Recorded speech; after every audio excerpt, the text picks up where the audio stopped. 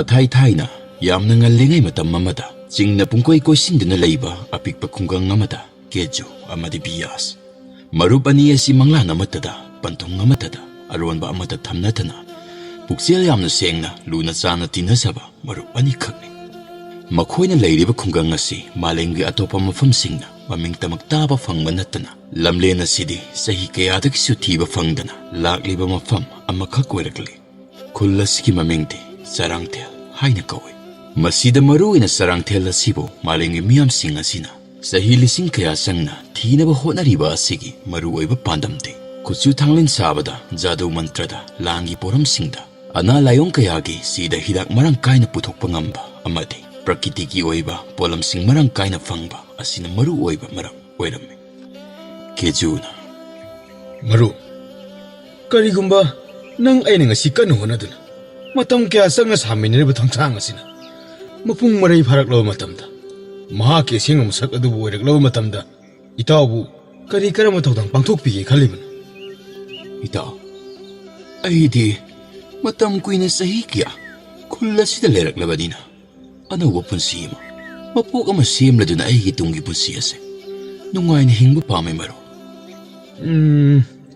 maru ki wafam sibu aibu gyan ama ita aidi mapangi oiba khulsing asida koina satuna thangsang asibu paraduna ita aikhoi gi oiba maising ase karisu khangjedaba akoibagi miyamsing aduda matik mayai leiraba thangsang asibu puraduna mahi jadu kaya tambibagi khongsatna nungaiba punsi marelama punsi marelama oina leninga ita kari haiba ita hojikita karisu khangjedaba haiba nang kaurba ita adungai nang aina pilinge matamda aikhoi gi ozare mu makoina karisu leitaba simitok safu amagidama aikhoi gi mima amaktada makhoi gi khulai aduna lurel fawna thindun amukana mioi bagi pusida popangam dabadagi khulgi khunjina sida sahi lising kya adagi ngasi phawdai khoibu karida soihi gadagi haiduna layoiraba sana khona oina sayonduna lairi base itaw namu udrabrani taw maro karigumba hauzik aina mapung marai fatun lairiba mioi mi taw asima matam maduda karigumba asumna oiramba thoklabadi itaw aina suidana semitaw sa phuadubo karisu singnaba leitana maithongda momon thamoida minok tamladuna harau harau sinaramgani itaw fare maru nangi wakhalnabu madu yorobadi fare adu maru ngasi phawbada aigi thamoi sinade nahang sahi lising kya hingba pamlabasu madugi lising dugi no watpa numi aduda nahak kitaba thawai se tharage haiduna khanduna lakibani bias nangbu khunja sing sina phatna lana khallaga nahak bu inthokibado marup amoina aina pamde marup ayo wai sidi nang age marup ore se ainaraga marup haini hekta kawba yabani adubu aseng marup haibisidi matam kya sang upal amada palibu ohi amana pung mari pharak na wohanaba matam kya sahi kya sangmugumna aseng marup ama sagana wohanaba matamda su maduga sab manana lian namak taibong miebe khoide su oithoi itaw masi madi marupna kofadi ko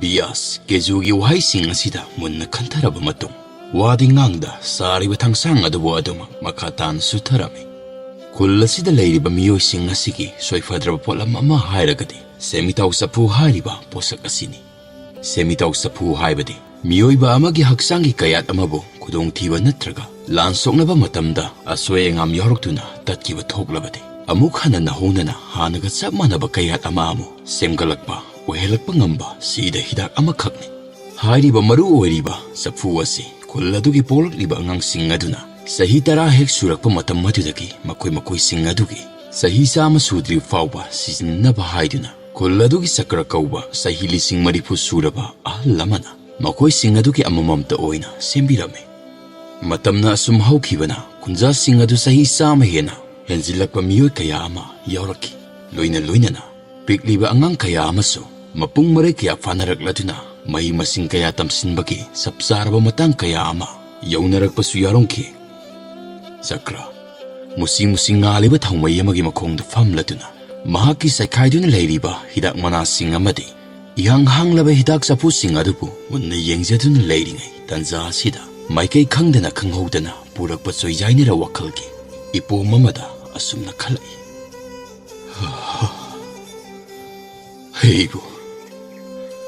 Heibu kaupuki khonjal nattabra aina tariba asiba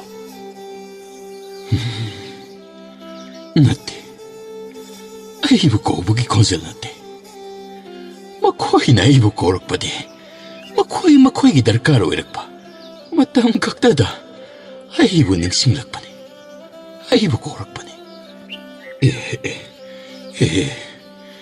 aigi wakhal asidi manglanga taibanga kenaba karisu leitrena ai hausi kari tawgani makhoi thawai kayabo walam khigani aigi aroiba swara sina leptringai aigi thongsil asida lepladaba makhoi di khangte kana amatana khangbide ngasi phawbada sahi lising marifu asida aina yamlaba semitaw sapusing asibu sembada ai leizaba mahising asibu puthokpa maramna aidi makhoibu thadokduna soidina satlagani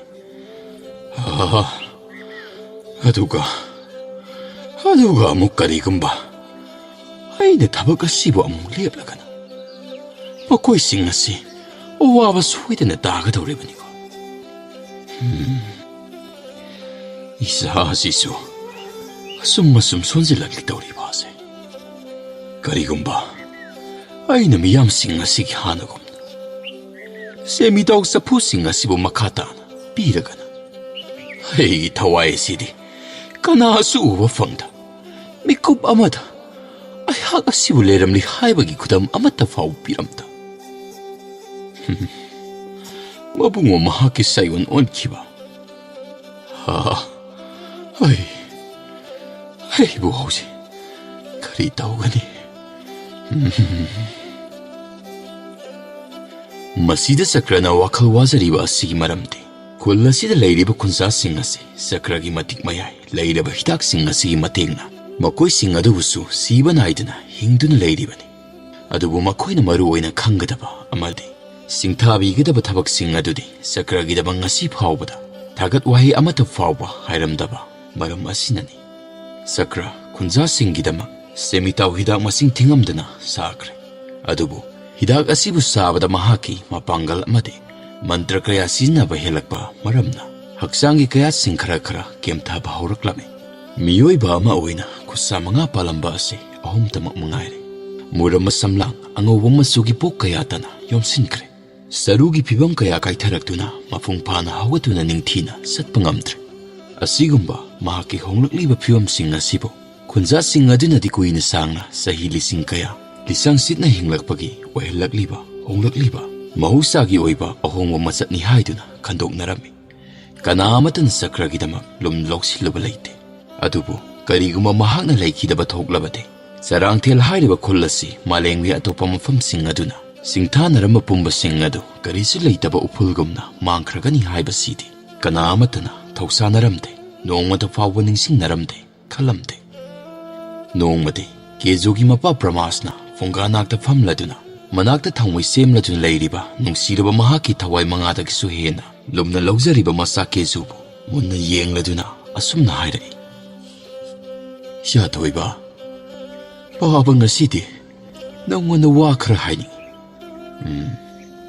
haigedari wasing ase yamna maru oiba warol ngaktani bungo kari wafam oirabnu baba nasada singnaba leitane hekta takpi hakbo ningsinglibra khulasigi sidaida leiba ahal oiraba sahi kayadagi khulasi khunja singasibu karida soikigidagi khalladuna siksinna senajaduna lagliba semitaw hidak semba ahalladu mahakna nanbusu yamna luna tawsabani nahakna pikningai nahakna piklingay matam, hanggang nawa oiringay matam. Sahi tara paraklaba matam aduwayda. Napu adugi manakta, nanggise mitaw sa pu ama. Mahakna mayamdagi tongana, nakakidamang sembikibani. Baba, nasaning singli. Aigi imabu sumakna, inglabu ulingi matamda. Kanana su imabu hingani thazadaba wahi amata haibidra matamduda. Ipu mahakaktana. Aigi imabu, amuk pahanduna, anabu mumpo amada pohanduna. Hinkibado, nasaning singi. Chumiko baba. Wakal layba, maramok pa ay isan. Brahma sa ina, ngasi paubata. Asok sana matam masiday. Hinaglibase, isagi damang. Ay na isaba puksabagi. May, ay na isaba puksabagi may. Ngasi di pangli. Masapok sabagi may pang mapahay ba to? Ay uweri. Chumi, yam na chumi. Isa na hay ba, yam na chumi. Mahal na imong masigi damak. Ay ko'y nasinta na riba sita kisuhin. Ay ko'y gidamak. Masing tingam draba. Mating kaya ama na pang bikiban. Ato na. Nga siti. Isa sawa sa ripar. Mahakti. Mahaki alwera ba matamadu pauda. Yo'y kanahamagiso. Mating nitri. Isa to'y ba? Nahakpo. Pahaba na mahaki managda. Saral ningin ibang mo. Keju pisong kaziksok na na. Mahaki managda sat pahay ba baba? Maram mo karigi ko na baba? Mahakpo. Ikay kumnan na bagidamag. Mase, maruyam na oy ba? Wasak amakak ni ibang mo. Siya to'y ba? Misak amabu ikay kumna ba?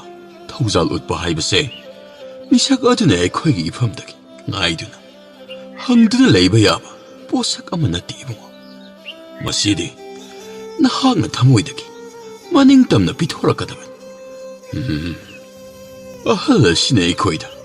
Mamalyam la ba? Tamoy gimari kaya amaso. Serug yabirak liman. Ay na suwak la ba matam? Warak la ba matam kaya amadaso? Mahaki mamal amata yawdan. Ay ko'y gidamakta. Katok pirakiban ni nibo mo. Maramasina. Mahakpo imong masigi. Iyoy amani haydo na kan nga daban ko. Baba na hayri ba sibo? Tagat sari hayro na ba? Mahaki manakasalo hayri bro. Madukak hay na bagin natin. Nahang na ut ka daban. Karigumba karapura ka sat ka daban. Ikola sita pali ba manamasing. Manamasing sing nga siwa natra ka. Mahak na pamzab po sa karapura ka sat ka daban. Kudong saba ase, manghan ganu ko'y bungo. Ay ko'y bukan birak kiba. Mating tau birak kiba miyo'y singadugo. Mako'y na ay ko'y gidama. Kari tau birak ki hay bagiwa. Madukom labawa adu kaktanatan. Ikay kum na ba? Tagat pahay ba se? Maruyam na oy ba? Taudang amakak ni ko. Mahaksu. Mahaki mamalamat ayawdan. Kari suka na ba matafang drabaso? Tauzal kaya na yomla duna. Ay ko'y bumating tau birak kiban. Baba, nasa po na magyanta sari. Nasa, hayang magsoy din na sasarugan. Ipu doon na tawbira kibasing karado. Karado oira baso. Ang magkaradang tawi mo ulpat sasarugan. Adunida na. Ay isa hay basite. Siya to'y ba? Matampom na magta. Ning singgadaban. Miyoy yamada. Ay ko'y na tawi mo kangbut pahay base. Miyoy yamagagimarakta. Ay naribat hamoy marisingda. Amade. Tasa na bahay ba hiram masida. Yam na sa wataw dang laura ka. Tawpadra ba mamalyam la ba? Gulaman ko. Sese. Masige ahin ba? Tuydok pa ako pamarol singa dadi. Isa na hay. Aloy lakla ba matamda? Maram masige matang dihin. Mayaksing na kang lakigan. Pahaba na hay ba se? Layawani ko isa to'y ba? Yaman nungay jiri baba. Ngasidi, पाबन नसागी सांगलब पुसी लंबीसी संगद्रब यादबा सीदा हिदाक ओरिब पुसिरोल मही अमा पाबन पिबिबसे नसा ममल लैनि लोक्सिनजरी अदुगा अइनि इपुदुबुसु माकी मफमदा थमोय सेंगना तविबल उसरुगनि बाबा Ha, lao lao, ipa kon ki lao ni. Nakakpo isaw na pangjabase. Ipa kita mo esi, pong pen-pel. Aduwa, napo adu da tawi malulura ba mato. Isagi mahilok sing aduso, mapal na idana, liep na mahingat pangambo ijara ko. Ipa na toksa alpirawan. Keju, amadi bias, no magimikup amata una hodaba matamda, laitana bangamnada, thadok payanadraba maro, ani kakni. Hanagi matawgum, makoy ani thang sapam maduda, pundo na layrami. Bias keju gi mafamda, mahang na pamzariba, ningzariba pandampum na magadubo, liba horaklami. Maro, mamangday na haizakiba, mapalgi khulsing atuda hinglubagi wafam maduna. Nasidi, kamba yata, mayrigi matawgum, ay wakala sida pata bangamdraba. Itil kaya mana aibo, mafam masida gitadok tunan satkro haiduna. Itaw, puning ngase, laytafam, potabang amata kangantri. Kari hai bai ta kari ge maru wakal mun amukta tari tara thongna khanda bi ko hauji ai khoina lari bo fam se ai khoi gi damukta di sab saraba sarga gumna awai pa mata leitraba darkar khudimi phanglaba mafam amasu ori masidagi hena nungai ba afaba lamlendi malengi to bom fam sing dasu leiram loi haibada haimen ma thok loi ta Itaw, pumna magsingado. Natawag si Loy na kangi. Adubo, ay gidamakti, kudong saba haibado, amata laitre. Ay isa na isa gidama, karigo makarapang tukupami itaw. Aroy buoy na, tanza amakakte imatawag tayo itaw. Pare maru, maru kita mo ina mo, maduyong liap krabanina. Ay su, maru kita magtadi, mapuk kudi magtaso, sama pa mo si, wang thagat ni tawag dum lep lagi aisu nahagi kung chat adu saruk yana matung illagi to Sengmur maro. Keso, nang nahari ba du ba sengmuro? Naha, madu magtaseng na higidam.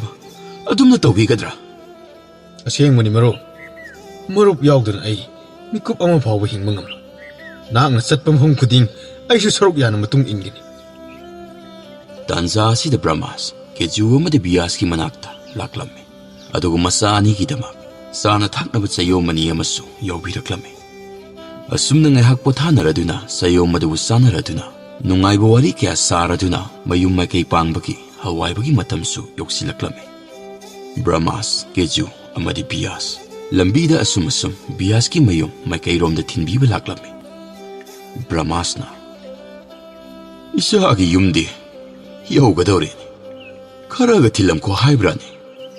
hoi ni maro maruk ki yungdi yaw gudor male ni aswai si dang hak potha khizdana kun thong me as dei ta Hoi ito, ay sumadu hagi tauram lini. Yai ito. Ado, ay yung dapat lang tasang uki ito. Turakani ko ito. Nahakta nga bira mo. Haha, kahit. Isa sidi, chang mo. Ay koy, masida sumlayram na kiko. Itaw bias ay laki itaw ima pa boy dubo amuk taw ni nei ba unadab siyam kuire itaw Brahmas, kontongi wang maduda adung potado na lehowe. Biasa madi Keju, bias ki mayum may kay tamna, chan kirami. Sumang da lepla duna, bias na.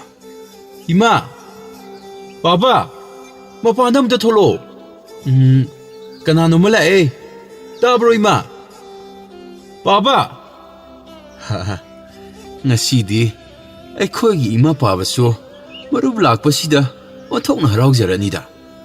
Bias ki mapa, sak thong lambadaki, pairam matsegap adubu tamlam kaoro duna, hobe sentorak lami. Bias ki mapa na. Hay maima, isa kejo na lakthok na matam kayagi matungda, ngasi ipagi yung masida lakpa sidi. Sano pa, sak higadabani ko. Papa, Papa su udaba yamna kuire sangamin ꯅꯨꯡꯉꯥꯏꯅ ꯂꯩꯔꯤꯕ ꯅꯠꯇ꯭ꯔꯣ ꯄꯥꯕ? ꯑꯗꯣ ꯏꯃꯥꯗꯤ ꯂꯩꯕ ꯎꯗꯦ. ꯀꯗꯥꯏꯗ ꯂꯩꯒꯤ ꯏꯃꯥꯕꯣ? ꯏꯃꯥꯁꯨ ꯎꯅꯤꯡꯉꯤꯅꯦ ꯄꯥꯕ. ꯅꯃꯥꯗꯤ ꯃꯥꯒꯤ ꯃꯇꯥ ꯑꯃꯒꯤ ꯑꯉꯥꯡ ꯑꯃ ꯆꯍꯤ 10 ꯃꯄꯨꯡ ꯐꯥꯔꯦ ꯍꯥꯏꯗꯅ ꯅꯄꯨ ꯆꯀ꯭ꯔꯒꯤ ꯃꯅꯥꯛꯇ ꯁꯦꯟꯃꯤꯊꯥꯎ ꯆꯐꯨ ꯂꯧꯔꯨꯅꯤ ꯍꯥꯏꯗꯅ ꯍꯣꯕꯦ ꯍꯣꯕꯦ ꯆꯠꯈꯤꯕꯅꯤ. ꯑꯗꯨꯅꯅꯤ ꯅꯄꯥꯅ ꯆꯦꯒꯞꯀ ꯄꯥꯏꯔꯒ ꯍꯣꯕꯦ ꯍꯣꯕꯦ ꯆꯦꯟꯊꯣꯔꯛꯂꯤꯕ ꯑꯁꯦ ꯆꯥꯛ ꯊꯣꯡꯂꯝꯕꯒꯤꯅꯤ ꯏꯕꯨꯡꯉꯣ. ꯆꯥꯛꯀ ꯆꯥꯈꯤꯒꯗꯕꯅꯤꯀꯣ. ꯑꯗꯣ ꯅꯈꯣꯏ ꯄꯥꯕꯗꯤ ꯑꯗꯨꯝ ꯅꯨꯡꯉꯥꯏꯔꯤꯀꯣ? ꯍꯣꯏ ꯄꯥꯕ. ꯑꯩꯈꯣꯏ ꯄꯥꯕꯁꯨ ꯑꯗꯨꯝ ꯅꯨꯡꯉꯥꯏꯅ ꯂꯩꯔꯤ. ꯑꯩꯈꯣꯏ ꯄꯥꯕꯁꯨ ꯀꯣꯟꯊꯣꯡ ꯑꯁꯤꯒꯤ ꯋꯥꯡꯃꯗ ꯑꯩ ꯉꯥꯏꯔꯒ ꯄꯣꯊꯥꯔ ꯂꯩꯍꯧꯕꯅꯤ ꯄꯥꯕ. ꯑꯗꯨꯒ ꯀꯔꯤꯒꯤ ꯆꯪꯂꯛꯇ꯭ꯔꯤꯕ? ꯉꯁꯤꯗꯤ ꯆꯥꯛ ꯏꯁꯤꯡꯒ ꯐꯖꯅ ꯆꯥꯔꯒ ꯍꯟꯈꯤꯒꯗꯕꯅꯤꯀꯣ. ꯃꯇꯝ ꯀꯌꯥ ꯎꯅꯔꯛꯇꯕꯒꯤ ꯄꯨꯡꯃꯦꯟ ꯄꯥꯎꯃꯤꯟꯅꯒꯗꯕꯁꯨ ꯀꯌꯥ ꯑꯃ ꯂꯩ. ꯐꯔꯦ ꯐꯔꯦ, ꯑꯩ ꯀꯣꯟꯊꯣꯡꯗ ꯃꯔꯨꯞ ꯕ꯭ꯔꯍ꯭ꯃꯥꯁꯗꯣ ꯑꯃꯨꯛꯇ ꯀꯧꯁꯤꯜꯂꯨꯈꯤꯒꯦ. ꯅꯈꯣꯏ ꯑꯅꯤ ꯅꯤꯡꯊꯤꯖꯅ ꯏꯔꯨ ꯃꯥꯏꯊꯖꯔꯒ ꯄꯣꯊꯥꯔꯒ ꯂꯩꯔꯝꯃꯨꯀꯣ. ꯑꯁꯨꯝꯅ ꯕ꯭ꯔꯍ꯭ꯃꯥꯁꯨ ꯆꯪꯂꯛꯂꯗꯨꯅ ꯃꯇꯝ ꯀꯨꯏꯅ ꯕꯤꯌꯥꯁꯀꯤ ꯃꯄꯥ ꯃꯈꯣꯏ ꯑꯅꯤ ꯎꯅꯔꯛꯇꯕꯅ ꯍꯧꯈ꯭ꯔꯕ ꯄꯨꯟꯁꯤꯒꯤ ꯑꯋꯥ ꯅꯨꯡꯉꯥꯏ ꯋꯥꯔꯤ ꯀꯌꯥ ꯄꯨꯛꯃꯦꯟ ꯄꯥꯎꯃꯤꯟꯅꯔꯗꯨꯅ ꯆꯥꯛ ꯏꯁꯤꯡ ꯇꯣꯛꯂꯗꯨꯅ ꯀꯦꯖꯨ ꯑꯃꯗꯤ ꯕ꯭ꯔꯍ꯭ꯃꯥꯁ ꯃꯄꯥ ꯃꯆꯥ ꯃꯈꯣꯏ ꯑꯅꯤꯁꯨ ꯃꯌꯨꯝꯗ ꯍꯜꯋꯥꯏꯈꯤꯔꯝꯃꯤ. ꯅꯨꯃꯤꯠ ꯑꯗꯨꯒꯤ ꯅꯨꯃꯤꯗꯥꯡ ꯅꯣꯡꯉꯥꯜꯂꯝꯗꯥꯏ ꯃꯇꯝ ꯑꯁꯤꯗ ꯀꯦꯖꯨꯒꯤ ꯃꯪꯂꯥꯟ ꯑꯃꯗ ꯕꯤꯌꯥꯁ ꯁꯛꯈꯪꯗꯕ ꯌꯥꯝꯂꯕ ꯃꯤꯑꯣꯏ ꯀꯌꯥ ꯑꯃꯅ ꯀꯟꯅ ꯇꯥꯟꯅꯔꯛꯂꯤ. ꯕꯤꯌꯥꯁ ꯌꯥꯝꯅ ꯀꯤꯅ ꯈꯣꯟꯖꯦꯜ ꯅꯤꯛꯅ "ꯀꯦꯖꯨ, ꯀꯦꯖꯨ, ꯃꯔꯨ, ꯑꯩꯕꯨ ꯑꯃꯨꯛꯇ ꯀꯟꯕꯤꯌꯨꯕ. ꯑꯩꯕꯨ ꯊꯥꯗꯣꯛꯇꯨꯅ ꯆꯠꯈꯤꯅꯨ. ꯁꯦ ꯃꯔꯨ, ꯆꯥꯟꯕꯤꯗꯨꯅ ꯑꯩꯒꯤ ꯃꯇꯦꯡ ꯑꯃꯨꯛꯇ ꯄꯥꯡꯕꯤꯌꯨꯁꯦ." ꯀꯦꯖꯨ ꯃꯍꯥꯛꯀꯤ ꯅꯨꯡꯁꯤꯔꯕ ꯃꯔꯨꯞ ꯑꯗꯨꯕꯨ ꯀꯟꯅꯕ ꯍꯥꯏꯗꯨꯅ ꯕꯤꯌꯥꯁꯀꯤ ꯃꯅꯥꯛꯇ ꯆꯦꯟꯁꯤꯟꯅꯕ ꯍꯥꯏꯗꯨꯅ ꯀꯟꯅ ꯍꯣꯠꯅꯖꯩ. ꯑꯗꯨꯕꯨ ꯃꯈꯣꯡ ꯑꯅꯤꯃꯛ ꯂꯨꯝꯁꯤꯟꯈꯤꯗꯨꯅ ꯈꯣꯡꯀꯥꯞ ꯑꯃ ꯐꯥꯎꯕ ꯊꯥꯡꯕ ꯊꯣꯛꯇ ꯃꯨꯔꯇꯤꯒꯨꯝꯅ ꯂꯦꯞꯇꯨꯅ ꯂꯩ.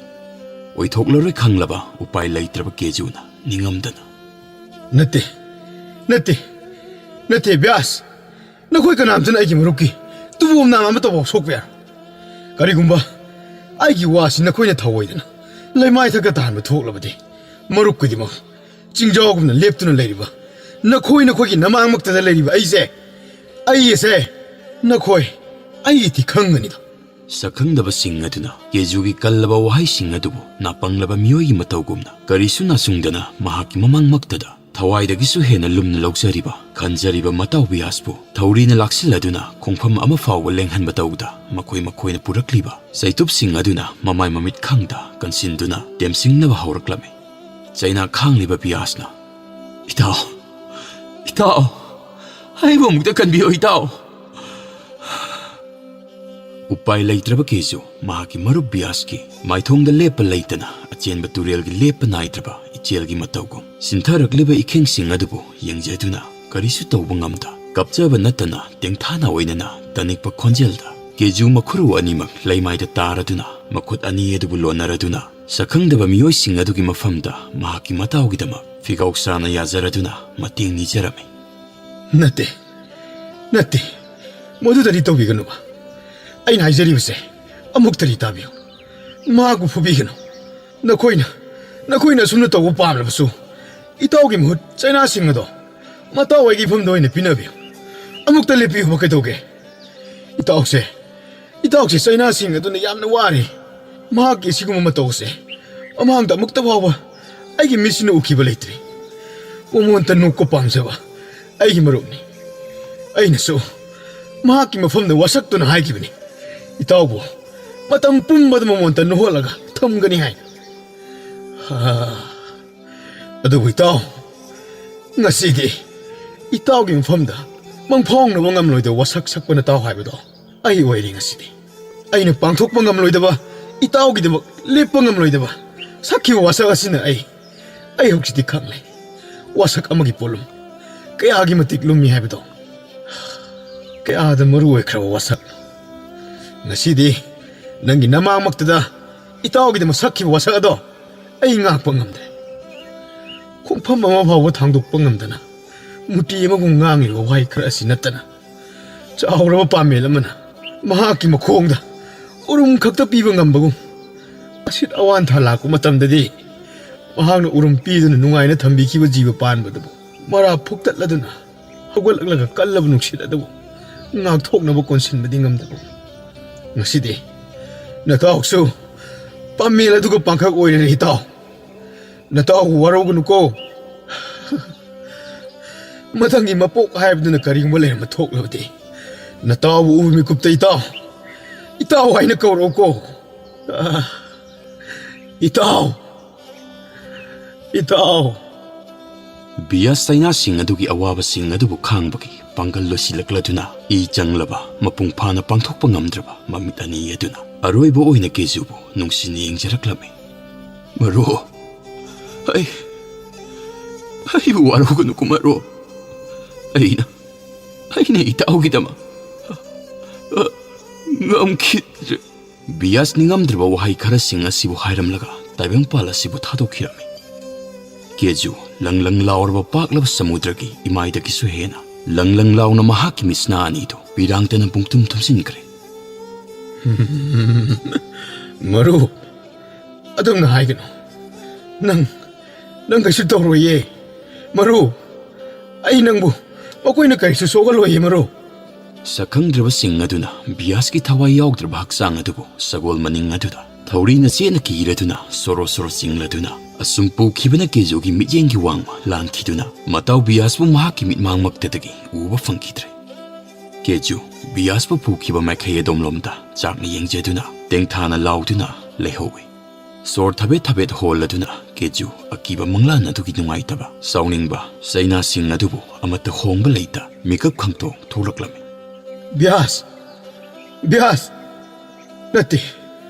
ꯅꯠꯇꯦ ꯑꯣ ꯃꯪꯂꯥꯟ ꯑꯣꯏꯔꯕ ꯃꯥꯜꯂꯤꯅꯤ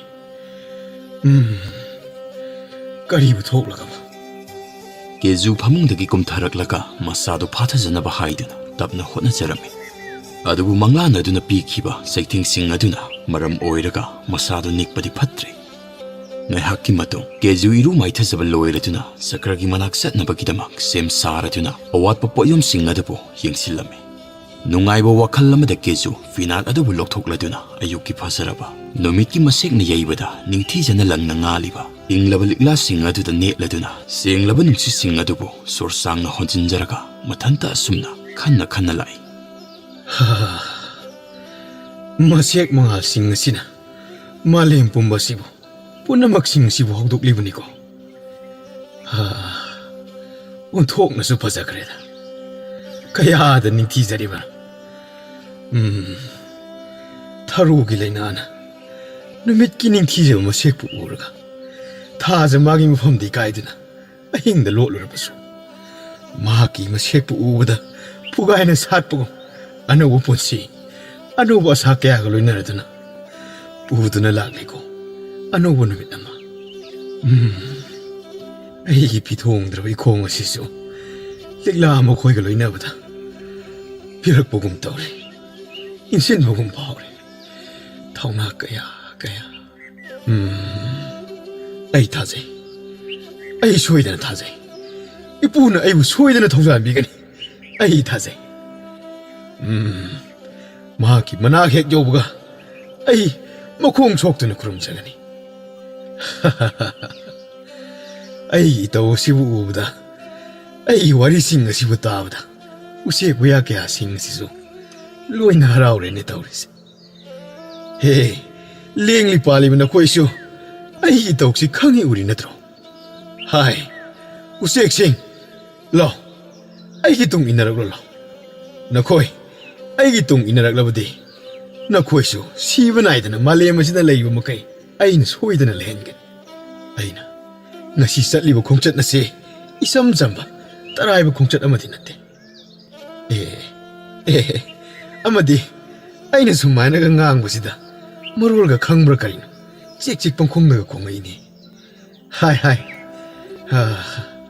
ꯃꯔꯝꯗꯤꯀꯣ ꯑꯩꯅ ꯍꯣꯔꯦꯟ ꯍꯜꯂꯛꯄꯗ ꯅꯈꯣꯏ ꯂꯣꯏꯅꯃꯛ ꯑꯩꯅ ꯁꯣꯏꯗꯅ ꯃꯄꯥꯎ ꯇꯝꯕꯤꯒꯅꯤꯀꯣ ꯑꯩ ꯆꯠꯂꯦꯀꯣ ꯅꯈꯣꯏ ꯂꯦꯡꯗꯅ ꯑꯗꯨꯃꯛ ꯂꯩꯔꯝꯃꯨꯀꯣ ꯑꯁꯨꯝ ꯂꯥꯛꯄꯅ ꯀꯦꯖꯨ ꯆꯀ꯭ꯔꯒꯤ ꯃꯜꯂꯕ ꯈꯥꯡꯄꯣꯛꯁꯪ ꯑꯗꯨꯒꯤ ꯊꯣꯡꯖꯤꯜꯗ ꯃꯃꯤꯠꯇ ꯍꯔꯥꯎ ꯇꯌꯥꯝꯕꯒꯤ ꯄꯤꯔꯥꯡ ꯆꯦꯜꯂꯗꯨꯅ ꯂꯦꯞꯇꯨꯅ ꯂꯩꯔꯤ ꯆꯀ꯭ꯔ ꯂꯧꯁꯤꯡ ꯆꯥꯎꯕ ꯊꯧꯖꯥꯜ ꯍꯩꯕ ꯈꯨꯜ ꯑꯗꯨꯒꯤ ꯃꯁꯤꯡ ꯊꯤꯉꯝꯗ꯭ꯔꯕ ꯈꯨꯟꯖꯥꯁꯤꯡ ꯑꯗꯨꯒꯤ ꯃꯃꯜ ꯌꯥꯝꯂꯕ ꯊꯋꯥꯏꯁꯤꯡ ꯑꯗꯨꯕꯨ ꯍꯤꯗꯥꯛ ꯀꯌꯥ ꯁꯦꯝꯂꯗꯨꯅ ꯈꯣꯡꯐꯝ ꯀꯔꯤꯗ ꯁꯣꯏꯈꯤꯒꯗꯒꯦ ꯈꯜꯂꯗꯨꯅ ꯁꯦꯟꯅꯖꯗꯨꯅ ꯂꯥꯛꯂꯤꯕ ꯃꯤꯌꯥꯝꯒꯤꯗꯃꯛ ꯀꯠꯊꯣꯛꯂꯕ ꯑꯍꯜ ꯑꯣꯏꯔꯕ ꯈꯨꯟꯖꯥ ꯑꯃꯈꯛꯅꯤ꯫ ꯀꯦꯖꯨ ꯑꯍꯜ ꯑꯗꯨꯒꯤ ꯏꯃꯨꯡ ꯑꯗꯨꯗ ꯆꯪꯁꯤꯜꯂꯨꯕ ꯃꯇꯝꯗꯗꯤ ꯆꯀ꯭ꯔ ꯁꯦꯃꯤꯇꯥꯎ ꯍꯤꯗꯥꯛ ꯑꯗꯨꯕꯨ ꯁꯦꯝꯅꯕ ꯀꯟꯅ ꯍꯣꯠꯅꯗꯨꯅ ꯍꯤꯗꯥꯛ ꯃꯅꯥꯁꯤꯡ ꯑꯗꯨꯕꯨ ꯂꯩꯃꯥꯏꯗ ꯀꯣꯏꯆꯥꯏ ꯆꯥꯏꯈꯥꯏꯗꯨꯅ ꯃꯊꯧ ꯌꯥꯝꯅ ꯀꯟꯅ ꯆꯤꯟꯕ ꯇꯥꯟꯖꯥ ꯑꯣꯏꯔꯝꯃꯤ꯫ ꯄꯨꯄꯨ, ꯅꯁꯨꯅ ꯏꯀꯥꯏ ꯈꯨꯝꯅꯕ ꯎꯠꯆꯔꯤ꯫ ꯄꯨꯄꯨꯅ ꯇꯧꯕꯤꯔꯛꯈꯤꯕꯁꯤꯡ ꯄꯨꯝꯅꯃꯛꯁꯤꯡ ꯑꯗꯨꯒꯤꯗꯃꯛ ꯌꯥꯝꯅ ꯊꯥꯒꯠꯄ ꯐꯣꯡꯗꯣꯛꯆꯔꯤ ꯄꯨꯄꯨ꯫ ꯀꯦꯖꯨ, 이수부 ꯄꯨꯄꯨꯒꯤ ꯅꯥꯛꯇ ꯉꯁꯤ ꯑꯁꯤꯕꯨ ꯏꯊꯥ ꯊꯥꯖꯗꯅ ꯂꯥꯛꯄꯕꯨ ꯀꯔꯤ ꯂꯩꯔꯕꯒꯦꯅꯦ ꯏꯁꯨ? ꯄꯨꯄꯨꯅ ꯑꯩꯈꯣꯏꯒꯤꯗꯃꯛ ꯀꯌꯥꯗ ꯍꯣꯠꯅꯕꯤꯔꯛꯈꯤꯕ ꯏꯃꯥꯒꯤ ꯊꯋꯥꯏꯕꯨꯁꯨ ꯄꯨꯄꯨꯅ ꯀꯟꯕꯤꯈꯤꯕꯅꯤ꯫ ꯑꯃꯗꯤ ꯈꯨꯜ ꯑꯁꯤꯗ ꯂꯩꯔꯤꯕ ꯈꯨꯟꯖꯥꯁꯤꯡꯕꯨ ꯄꯨꯄꯨꯅ ꯃꯤꯅꯨꯡꯁꯤ ꯀꯌꯥꯒ ꯂꯣꯏꯅꯗꯨꯅ ꯉꯥꯛ ꯁꯦꯟꯕꯤꯔꯛꯄ ꯀꯌꯥꯗ ꯄꯨꯛꯆꯦꯜ ꯆꯥꯎꯈ꯭ꯔꯕ ꯄꯨꯝꯅꯃꯛꯁꯤꯡ ꯑꯁꯤꯒꯤꯗꯃꯛ ꯅꯁꯨꯅ ꯉꯁꯤ ꯂꯥꯛꯆꯔꯤꯕꯅꯤ ꯄꯨꯄꯨ꯫ ꯅꯁꯨꯒꯤ ꯊꯃꯣꯏꯅ ꯀꯌꯥꯒꯤ ꯃꯇꯤꯛ ꯄꯦꯟꯖꯕ, ꯀꯌꯥꯒꯤ ꯃꯇꯤꯛ ꯆꯥꯎꯊꯣꯛꯆꯕ꯫ ꯃꯥꯂꯦꯝ ꯀꯣꯏꯅ ꯆꯠꯂꯨꯗꯨꯅꯁꯨ ꯄꯨꯄꯨꯒꯨꯝꯕ ꯃꯤꯁꯛꯇꯤ ꯂꯥꯏꯑꯣꯏꯔꯕ ꯏꯁꯣꯔꯁꯤꯡꯒꯤ ꯃꯔꯛꯇꯒꯤꯁꯨ ꯐꯪꯕꯗ ꯋꯥꯅ ꯊꯣꯛꯀꯅꯤ ꯍꯥꯏꯗꯨꯅ ꯃꯥꯂꯦꯝ ꯄꯨꯝꯕꯗ ꯇꯥꯍꯧꯅꯕ ꯉꯁꯤꯗꯤ ꯏꯈꯧ ꯄꯣꯡꯅ ꯁꯤꯟꯕ ꯊꯨꯡꯅ ꯂꯥꯎꯗꯨꯅ ꯍꯥꯏꯖꯔꯝꯃꯒꯦ ꯄꯨꯄꯨ꯫ ꯅꯁꯨꯅ ꯄꯨꯄꯨꯒꯤ ꯈꯣꯡ ꯑꯅꯤꯃꯛ ꯄꯥꯏꯗꯨꯅ ꯄꯦꯟꯅ ꯑꯃꯨꯛꯇ ꯈꯨꯔꯨꯝꯖꯒꯦ꯫ ꯑꯁꯨꯛ ꯀꯨꯏꯔꯕ ꯃꯇꯝ ꯀꯌꯥꯁꯦ ꯑꯩꯅ ꯆꯍꯤ ꯂꯤꯁꯥꯡ ꯀꯌꯥꯁꯤꯅ ꯆꯍꯤ ꯂꯤꯁꯤꯡ 40 ꯑꯁꯤꯗ ꯀꯅꯥ ꯑꯃꯠꯇꯅ ꯑꯩꯒꯤ ꯏꯐꯝꯗ ꯏꯁꯨꯅ ꯉꯁꯤ ꯊꯝꯂꯤꯕ ꯋꯥꯐꯝꯁꯤ ꯎꯠꯂꯤꯕ ꯃꯇꯧꯁꯤꯡ ꯑꯁꯤꯒꯨꯝꯅ ꯀꯅꯥ ꯑꯃꯠꯇꯅ ꯑꯩꯒꯤ ꯏꯅꯥꯛꯇ ꯊꯋꯥꯏꯃꯛꯀꯤ ꯂꯥꯛꯂꯒ ꯑꯁꯨꯝꯅ ꯊꯣꯛꯈꯤꯗ꯭ꯔꯦ, ꯑꯁꯨꯝꯅ ꯇꯧꯈꯤꯗ꯭ꯔꯦ꯫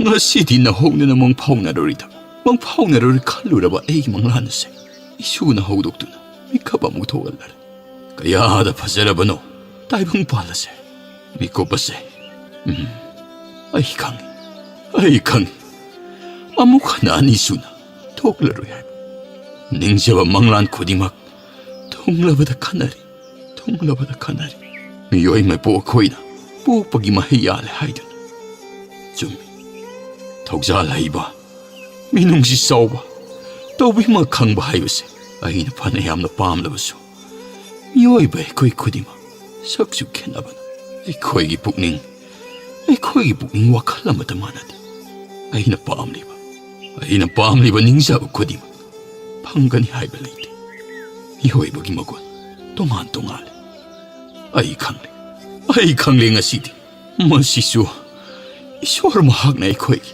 ꯄꯥꯡꯊꯣꯛꯀꯗꯕ ꯊꯧꯗꯥꯡ ꯈꯦꯠꯅꯕ ꯃꯔꯝꯅ ꯑꯃꯒ ꯃꯒꯨꯟ ꯑꯁꯤꯁꯨ ꯈꯦꯠꯅꯍꯜꯂꯛꯂꯤꯕꯅꯤꯀꯣ꯫ ꯊꯃꯣꯏꯗ ꯂꯩꯔꯝꯂꯤꯕ ꯃꯩꯁꯥ ꯑꯣꯝꯆꯥꯛꯅꯔꯤꯕ ꯃꯩꯔꯤ ꯈꯨꯗꯤꯡꯃꯛ ꯄꯨꯝꯅꯃꯛꯁꯤꯡ ꯑꯁꯤꯕꯨ ꯀꯣꯛꯍꯟꯕ ꯉꯝꯗꯅ ꯂꯩꯔꯛꯂꯤꯕ ꯑꯁꯦ ꯉꯁꯤꯗꯤ ꯏꯁꯨꯅ ꯃꯤꯀꯨꯞ ꯑꯁꯤꯗ ꯑꯩꯒꯤ ꯊꯃꯣꯏ ꯑꯁꯤꯁꯨ ꯏꯁꯨꯒꯤ ꯆꯝꯖꯔꯕ ꯁꯦꯡꯂꯕ ꯊꯃꯣꯏꯒꯤ ꯋꯥꯍꯩꯁꯤꯡ ꯑꯁꯤꯅ ꯃꯥꯏꯊꯤꯕ ꯄꯤꯔꯦ꯫ ꯑꯩ ꯄꯦꯜꯂꯦ꯫ ꯄꯨꯛꯅꯤꯡ ꯑꯁꯦ ꯄꯦꯜꯂꯦ꯫ ꯃꯁꯤꯗꯒꯤ ꯍꯦꯟꯅ ꯅꯨꯡꯉꯥꯏꯕ, ꯍꯔꯥꯎꯕ ꯃꯤꯀꯨꯞ ꯑꯃꯠꯇ ꯂꯩꯇ꯭ꯔꯦ꯫ ꯑꯩ ꯁꯤꯔꯕꯁꯨ ꯌꯥꯔꯦ꯫ ꯏꯁꯨ ꯊꯣꯏꯕ, ꯉꯁꯤ ꯍꯥꯏꯕ ꯅꯨꯃꯤꯠ ꯑꯁꯤꯗꯒꯤ ꯄꯨꯄꯨꯅ ꯅꯍꯥꯛꯀꯤꯗꯃꯛ ꯃꯍꯩ ꯀꯌꯥ ꯇꯝꯕꯤꯗꯨꯅ ꯑꯩꯍꯥꯛꯀꯤ ꯃꯍꯨꯠ ꯅꯍꯥꯛꯅ ꯁꯤꯜꯂꯗꯨꯅ ꯈꯨꯟꯖꯥꯁꯤꯡ ꯑꯁꯤꯒꯤ ꯊꯋꯥꯏꯁꯤꯡ ꯑꯁꯤꯕꯨ ꯅꯍꯥꯛꯅ ꯊꯧꯖ, ꯅꯨꯡꯁꯤꯕ ꯀꯌꯥꯅ ꯀꯨꯌꯣꯝꯂꯒ ꯍꯦꯟꯅ ꯃꯄꯥꯡꯒꯜ ꯀꯟꯕ ꯆꯔꯥꯡꯊꯦꯜ ꯈꯨꯜ ꯑꯣꯏꯍꯟꯒꯗꯕꯅꯤꯀꯣ꯫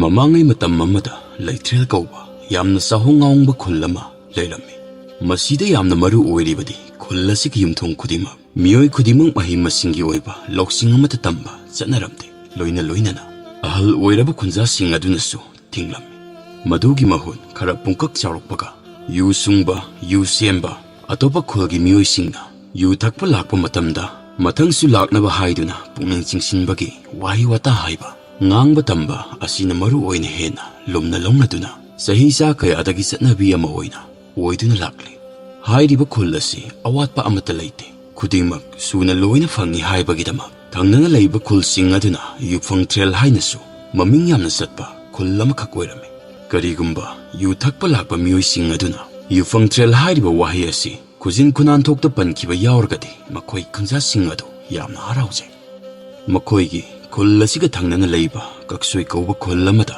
ꯌꯥꯝꯅ ꯂꯨꯅ ꯆꯥꯟꯅ ꯇꯤꯟꯅꯖꯕ ꯃꯔꯨꯞ ꯑꯅꯤꯈꯛ ꯂꯩꯔꯝꯃꯤ꯫ ꯃꯈꯣꯏ ꯑꯅꯤ ꯑꯁꯤ ꯑꯃꯅ ꯈꯔ ꯋꯥꯡꯏ, ꯑꯃꯅ ꯈꯔ ꯅꯦꯝꯇꯛ ꯁꯨꯛꯇꯛ ꯇꯧꯏ꯫ ꯆꯍꯤ 19 ꯃꯄꯨꯡ ꯐꯥꯔꯦ꯫ ꯅꯣꯡꯃꯗꯤ ꯈꯔ ꯋꯥꯡꯕ ꯃꯔꯨꯞ ꯃꯥꯏꯄꯥꯛ ꯁꯅꯥꯗꯨꯅ, ꯃꯔꯨ, 이바니지 ꯅꯨꯡꯇꯤꯒꯤ ꯈꯣꯡꯅꯥꯡ ꯃꯈꯣꯡꯒꯤꯗ ꯃꯇꯝ ꯁꯨꯝ ꯂꯦꯟꯕꯁꯦ ꯌꯥꯝ ꯅꯨꯡꯉꯥꯏꯔꯛꯇ꯭ꯔꯦꯕ꯫ ꯀꯩꯅꯣꯝꯗꯤ ꯇꯧꯁꯟꯕꯅ ꯐꯒꯗꯕ ꯃꯥꯜꯂꯤꯗꯣ꯫ ꯑꯩꯁ ꯃꯔꯨ, ꯑꯩꯈꯣꯏꯒꯤ ꯈꯨꯜꯁꯤꯗꯕꯨ ꯑꯩꯈꯣꯏꯅ ꯐꯅꯌꯥꯝꯅ ꯍꯣꯠꯅꯅꯤꯡꯉꯤ ꯍꯥꯏꯗꯨꯅꯁꯨ ꯀꯅꯥꯒꯤꯗ ꯀꯔꯤꯕꯨ ꯇꯧꯔꯨꯒꯅꯤ? ꯃꯔꯨꯞꯀꯤ ꯋꯥꯐꯝꯗꯨ ꯌꯥꯕꯕꯨꯗꯤ ꯌꯥꯏ ꯍꯥꯏꯕꯕꯨ ꯑꯗꯨꯗ ꯁꯨꯝ ꯑꯔꯦꯝꯕ ꯇꯥꯒꯗ꯭ꯔꯥ ꯁꯤꯅꯤ꯫ ꯑꯁ, ꯐꯔꯦꯁꯦ ꯏꯇꯥꯎ, ꯌꯥꯝ ꯀꯥ ꯍꯦꯟꯅꯁꯨ ꯈꯟꯖꯟꯒꯨꯝꯁꯤ ꯀꯩꯗꯧꯔꯒꯦ? ꯏꯃꯥ ꯄꯥꯕꯣꯏꯒꯁꯨ ꯋꯥ ꯑꯃ ꯇꯥꯔꯒ ꯀꯔꯤꯅ ꯐꯒꯅꯤ ꯍꯥꯏꯕꯗꯨ ꯈꯟꯅꯔꯒ ꯂꯣꯏꯔꯦ ꯏꯇꯥꯎ꯫ ꯍꯣꯏ ꯏꯇꯥꯎ, ꯑꯗꯨꯝꯅ ꯇꯧꯔꯁꯤ꯫ ꯑꯗꯣ ꯑꯩꯗꯤ ꯑꯩꯈꯣꯏꯒ ꯊꯪꯅꯅ ꯂꯩꯕ ꯈꯨꯜ ꯑꯁꯤꯗꯕꯨ ꯑꯝꯇꯪ ꯆꯠꯂꯒ ꯏꯇꯥꯎ ꯑꯃꯗꯣ ꯃꯍꯥꯎ ꯑꯝꯇꯪ ꯇꯪꯅꯤꯡꯉꯤꯅꯦ꯫ ꯀꯔꯤꯅꯣ ꯍꯥꯏꯁꯤꯕꯣ ꯃꯔꯨꯞ? ꯑꯃꯗꯣ ꯀꯥꯏꯅ ꯀꯩꯅꯣꯃꯤ? ꯑꯣ, ꯑꯃꯗꯣ ꯍꯥꯏꯗꯤ ꯀꯔꯤꯕꯨ ꯑꯣꯏꯗꯣꯏꯅꯣ ꯏꯇꯥꯎ? ꯌꯨꯐꯪ ꯇ꯭ꯔꯦꯟꯗ ꯆꯠꯂꯒ ꯑꯩꯈꯣꯏꯒꯤ ꯈꯨꯟꯖꯥꯈꯩꯅ ꯀꯩ ꯇꯧꯅꯒꯦ ꯍꯥꯏꯕꯗꯣ ꯃꯗꯨꯅꯤꯗꯅ ꯏꯇꯥꯎ꯫ ꯀꯗꯥꯏꯗꯒꯤꯕꯨ ꯈꯜꯂꯛꯏ ꯋꯥꯈꯜꯅꯣ ꯏꯇꯥꯎ? ꯅꯪꯕꯨ ꯅꯠꯇꯦ, ꯌꯨꯒ ꯊꯛꯅꯤꯡꯉꯕꯣꯅꯦ ꯇꯧꯔꯤꯁꯦ? ꯍꯥ?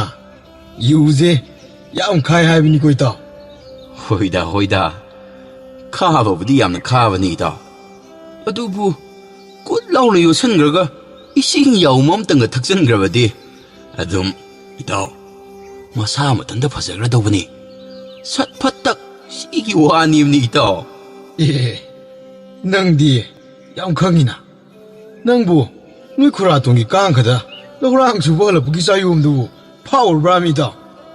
ꯇꯧꯅꯨ ꯏꯇꯥꯎ, ꯃꯗꯨꯒꯤ ꯊꯕꯛꯇꯤꯀꯣ ꯑꯩ ꯀꯌꯥ ꯀꯩꯗꯧꯒꯦ ꯍꯥꯏꯁꯤꯅꯤ꯫ ꯑꯗꯨꯃꯥꯏꯅꯒ ꯑꯁꯦꯡꯕ ꯇꯧꯔꯝꯃꯗꯤ ꯑꯩꯗꯤ ꯇꯤꯟꯅꯔꯣꯏꯗꯧꯅꯤꯀꯣ ꯏꯇꯥꯎ꯫ ꯃꯁꯤꯗꯅꯤ ꯑꯩꯅ ꯅꯪ ꯌꯥꯝꯅ ꯂꯛꯅꯕ ꯅꯨꯡꯉꯥꯏ ꯍꯥꯏꯁꯤ ꯏꯇꯥꯎ꯫ ꯉꯥꯏꯈꯣꯅꯦ, ꯑꯩꯕꯨ ꯉꯁꯤ ꯐꯥꯎꯕꯗ ꯅꯪ ꯈꯪꯗꯕꯗ ꯑꯔꯨꯟꯕ ꯊꯕꯛ ꯀꯔꯤꯕꯨ ꯇꯧꯈ꯭ꯔꯒꯦꯕ? ꯅꯪꯅꯗꯕꯨ ꯇꯧꯖꯕꯒꯤ ꯋꯥꯅꯤꯗꯅ꯫ ꯑꯗꯩꯗꯤ ꯁꯥꯎꯔꯝꯗꯕꯁꯦ ꯁꯨꯝ ꯁꯥꯎꯔꯛꯀꯗꯧꯔꯤ ꯏꯇꯥꯎ꯫ ꯐꯥꯒꯤꯁꯨ ꯐꯥꯒꯤ ꯑꯣꯏꯔꯦ, ꯑꯗꯨꯕꯨ ꯄꯨꯟꯁꯤꯗ ꯌꯨꯗꯤ ꯂꯩꯇꯣꯟ ꯁꯨꯛꯇꯪ ꯇꯪꯒꯨꯝꯁꯤꯀꯣ ꯏꯇꯥꯎ꯫ ꯑꯩꯈꯣꯏ ꯏꯃꯥꯅ ꯍꯥꯏꯕ ꯋꯥꯍꯩ ꯑꯃꯈꯛ ꯂꯩ: ꯀꯩꯗꯧꯅꯨꯡꯗ ꯐꯠꯇꯕ ꯅꯤꯁꯥ ꯍꯥꯏꯕꯁꯦ ꯃꯍꯥꯎ ꯇꯪꯕ ꯌꯥꯗꯦ꯫ ꯀꯩꯒꯨꯝꯕ ꯍꯦꯛ ꯇꯪꯈꯤꯕ ꯊꯣꯛꯂꯕ ꯄꯨꯟꯁꯤ ꯆꯨꯞꯄꯒꯤ ꯊꯥꯗꯣꯛꯄ ꯉꯝꯃꯣꯏꯗꯧꯔꯤ ꯍꯥꯏꯌꯦ ꯏꯇꯥꯎ꯫ ꯍꯦ ꯏꯇꯥꯎ, ꯅꯣꯏ ꯏꯃꯥꯗꯨꯕꯨ ꯌꯨꯒ ꯊꯛꯄ꯭ꯔꯥ ꯍꯥꯏꯕꯅꯤꯗ꯫ ꯀꯔꯤꯅꯣ ꯏꯇꯥꯎ, ꯏꯃꯥꯅ ꯑꯗꯨꯃꯥꯏꯅ ꯍꯥꯏꯕꯒꯤ ꯋꯥꯅꯤ꯫ ꯌꯥꯝ ꯀꯔꯦꯝ ꯀꯊꯥꯏꯅꯕ ꯃꯥꯟꯁꯤꯜꯂꯛꯑꯦ ꯅꯪꯒꯤꯁꯦ꯫ ꯇꯣꯛꯑꯁꯤ ꯏꯇꯥꯎ, ꯋꯥ ꯌꯥꯝꯅ ꯀꯥꯏꯅꯔꯛꯀꯗꯧꯔꯦ ꯇꯧꯔꯤꯁꯤ꯫ ꯑꯁꯨꯝꯅ ꯃꯔꯨꯞ ꯑꯅꯤꯗꯨ ꯅꯨꯡꯉꯥꯏꯕ ꯋꯥꯔꯤ ꯋꯥꯇꯥꯏ ꯀꯌꯥ ꯇꯧꯅꯔꯗꯨꯅ ꯁꯥꯟꯅꯔꯗꯨꯅ ꯅꯨꯃꯤꯠ ꯀꯌꯥ ꯈꯣꯡꯅꯥꯡ ꯃꯈꯣꯡ ꯑꯗꯨꯗ ꯃꯇꯝ ꯂꯦꯜꯂꯝꯃꯤ꯫ ꯅꯣꯡꯃꯗꯤ ꯃꯇꯝ ꯂꯦꯟꯖꯕꯗ ꯄꯥꯝꯖꯕ ꯃꯔꯨꯞ ꯑꯅꯤꯗꯨ ꯃꯈꯣꯏ ꯑꯅꯤꯃꯛ ꯆꯥꯡꯉꯟ ꯆꯥꯟꯅꯔꯛꯂꯗꯨꯅ ꯈꯣꯡꯅꯥꯡꯈꯣꯡ ꯑꯗꯨꯗ ꯉꯟꯅ ꯊꯣꯛꯅꯔꯛꯂꯝꯃꯤ꯫ ꯃꯥꯏꯄꯥꯛ ꯁꯅꯥꯅ, ꯅꯣꯡꯃꯇ ꯍꯥꯏꯅꯈꯤꯕ ꯃꯇꯝꯁꯦ ꯃꯇꯝ ꯆꯥꯅ ꯁꯨꯡꯂꯥꯛ ꯍꯦꯛ ꯂꯥꯛꯇꯦꯕ꯫ ꯅꯠꯇꯦ, ꯃꯥꯒꯤꯁꯤꯕꯨ ꯊꯑꯣꯏꯀꯩ ꯑꯩꯁꯤꯕꯨ ꯑꯄꯪꯕꯒꯤ ꯇꯥꯏꯞꯇ ꯉꯥꯏꯍꯜꯂꯤꯖꯥꯠꯂꯥꯅꯦ? ꯉꯁꯤꯒꯤ ꯋꯥꯈꯜꯁꯤꯗꯤ ꯅꯨꯡꯉꯥꯏꯔꯦꯗ ꯑꯣꯟꯊꯣꯛꯅ꯫ ꯉꯁꯤꯗꯤ ꯑꯩꯒꯤ ꯏꯇꯥꯎ ꯑꯗꯣ ꯂꯩꯊ꯭ꯔꯦꯜ ꯈꯨꯜꯗ ꯆꯠꯂꯨꯁꯦꯅ ꯍꯦꯛꯇ ꯃꯔꯩ ꯍꯧꯖꯤꯜꯂꯨꯔꯒꯦ꯫ ꯀꯥꯟꯅꯗꯦ, ꯈꯪꯅꯦꯕ ꯃꯥ꯫ ꯑꯣ, ꯂꯥꯛꯇꯤ ꯂꯥꯛꯑꯦꯗꯅ ꯉꯁꯤꯗꯤ ꯑꯩꯅ ꯑꯣꯏꯅ ꯁꯥꯟꯅꯕ ꯇꯥꯔꯦꯗꯅ ꯅꯪ ꯈꯪꯅꯤꯕ ꯅꯪ꯫ ꯑꯣ ꯃꯔꯨꯞ,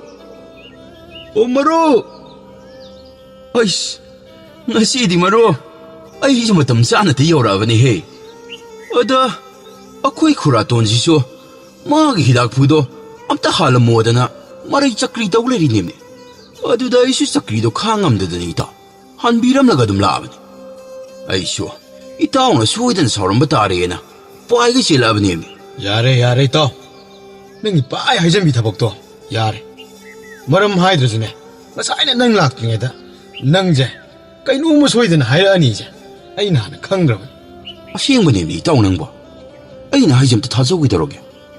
ꯌꯥꯔꯦꯃꯤ ꯅꯪꯅꯕꯨ ꯑꯗꯨꯃꯥꯏꯅ ꯍꯦꯛ ꯇꯧꯔꯝꯃꯕ ꯑꯩ ꯉꯛꯁꯦ ꯂꯩꯕꯥꯛ ꯃꯈꯥꯗ ꯇꯛ ꯂꯥꯎ ꯊꯦꯡꯕꯤꯒꯦ. ꯑꯗꯨ ꯉꯥꯏꯈꯣꯅꯦ ꯅꯪꯕꯨ ꯅꯍꯥꯟꯃꯨ ꯂꯩꯇ꯭ꯔꯦꯜ ꯈꯨꯟꯗ ꯆꯠꯂꯨꯁꯦ ꯍꯥꯏꯒꯤꯒꯨꯝ ꯇꯧꯗꯥꯏꯅꯦ. 하이키 이따. 어두 그이더라고 이따. 아두 호직띠 셋바 야르라. 예, 까이게. 싹 짜슬라디 이따. 유 탁바 야데 하이나바니. 아할라만 가이나 하이나바니다 이따. 아이부디 강드리고. 마시기 미지 싱싱내래다. 나띠 아이기 뻐기 땀무 하이브라 땀고는 하이브라나. 오 와리두 불리륵 덕게 안 화리게 이따. 아이씨 아코이디. 유 프랑트리얼도 당구등 셋라바디나. 분시지 싸우러 먹라는 먹으니. 아싸 따오러가 레리시다. 어디다 그더러봐. 어두다. 에코이 마가 빠바가나. 아이기 모홍시다. 숭타 타도 이다보기 모홍다. 모이기 와칼다 말레시이다. 아이제 모이나 까이니나 칼라바자노 강디. 아강와 싸다오나 숨 파살라가 탐니바. 까이 놈땅 삿바야 되이다. 탕나바 콜라 삿기누 아시 각다니 마코이나 하리. 오 어두 까리기노 강브로. 까리기노이다. 오 사나이붕은 싹히 따라가디. 카라 타오라니 강바두는 năng taiba noi khura tong gi sai umju tumin hura laga hekta phak pagi isai sabada nate nangbu chakyong khau du pha ga kari yeng no bita ha ha angang nuina khangmoida ye angang kai na ga hai ni yam hallo somje ito masida sahi gi wa ngak se sunateda ito no do yam na gyan ta mundra ba aduda angang na kau bu yai kau bom thoe na kauri ni kaino. 오, 얀타레. 유금 하옥 당ник 빠 하이지. 할로 이렇빠. 빠캉 발기 오이러자니까. 나트라디나 코이타. 삭시디. 아도 나테네. 이타. ngasa이 nangna haipe. Laitrial satpagi wari ma pangibadubu.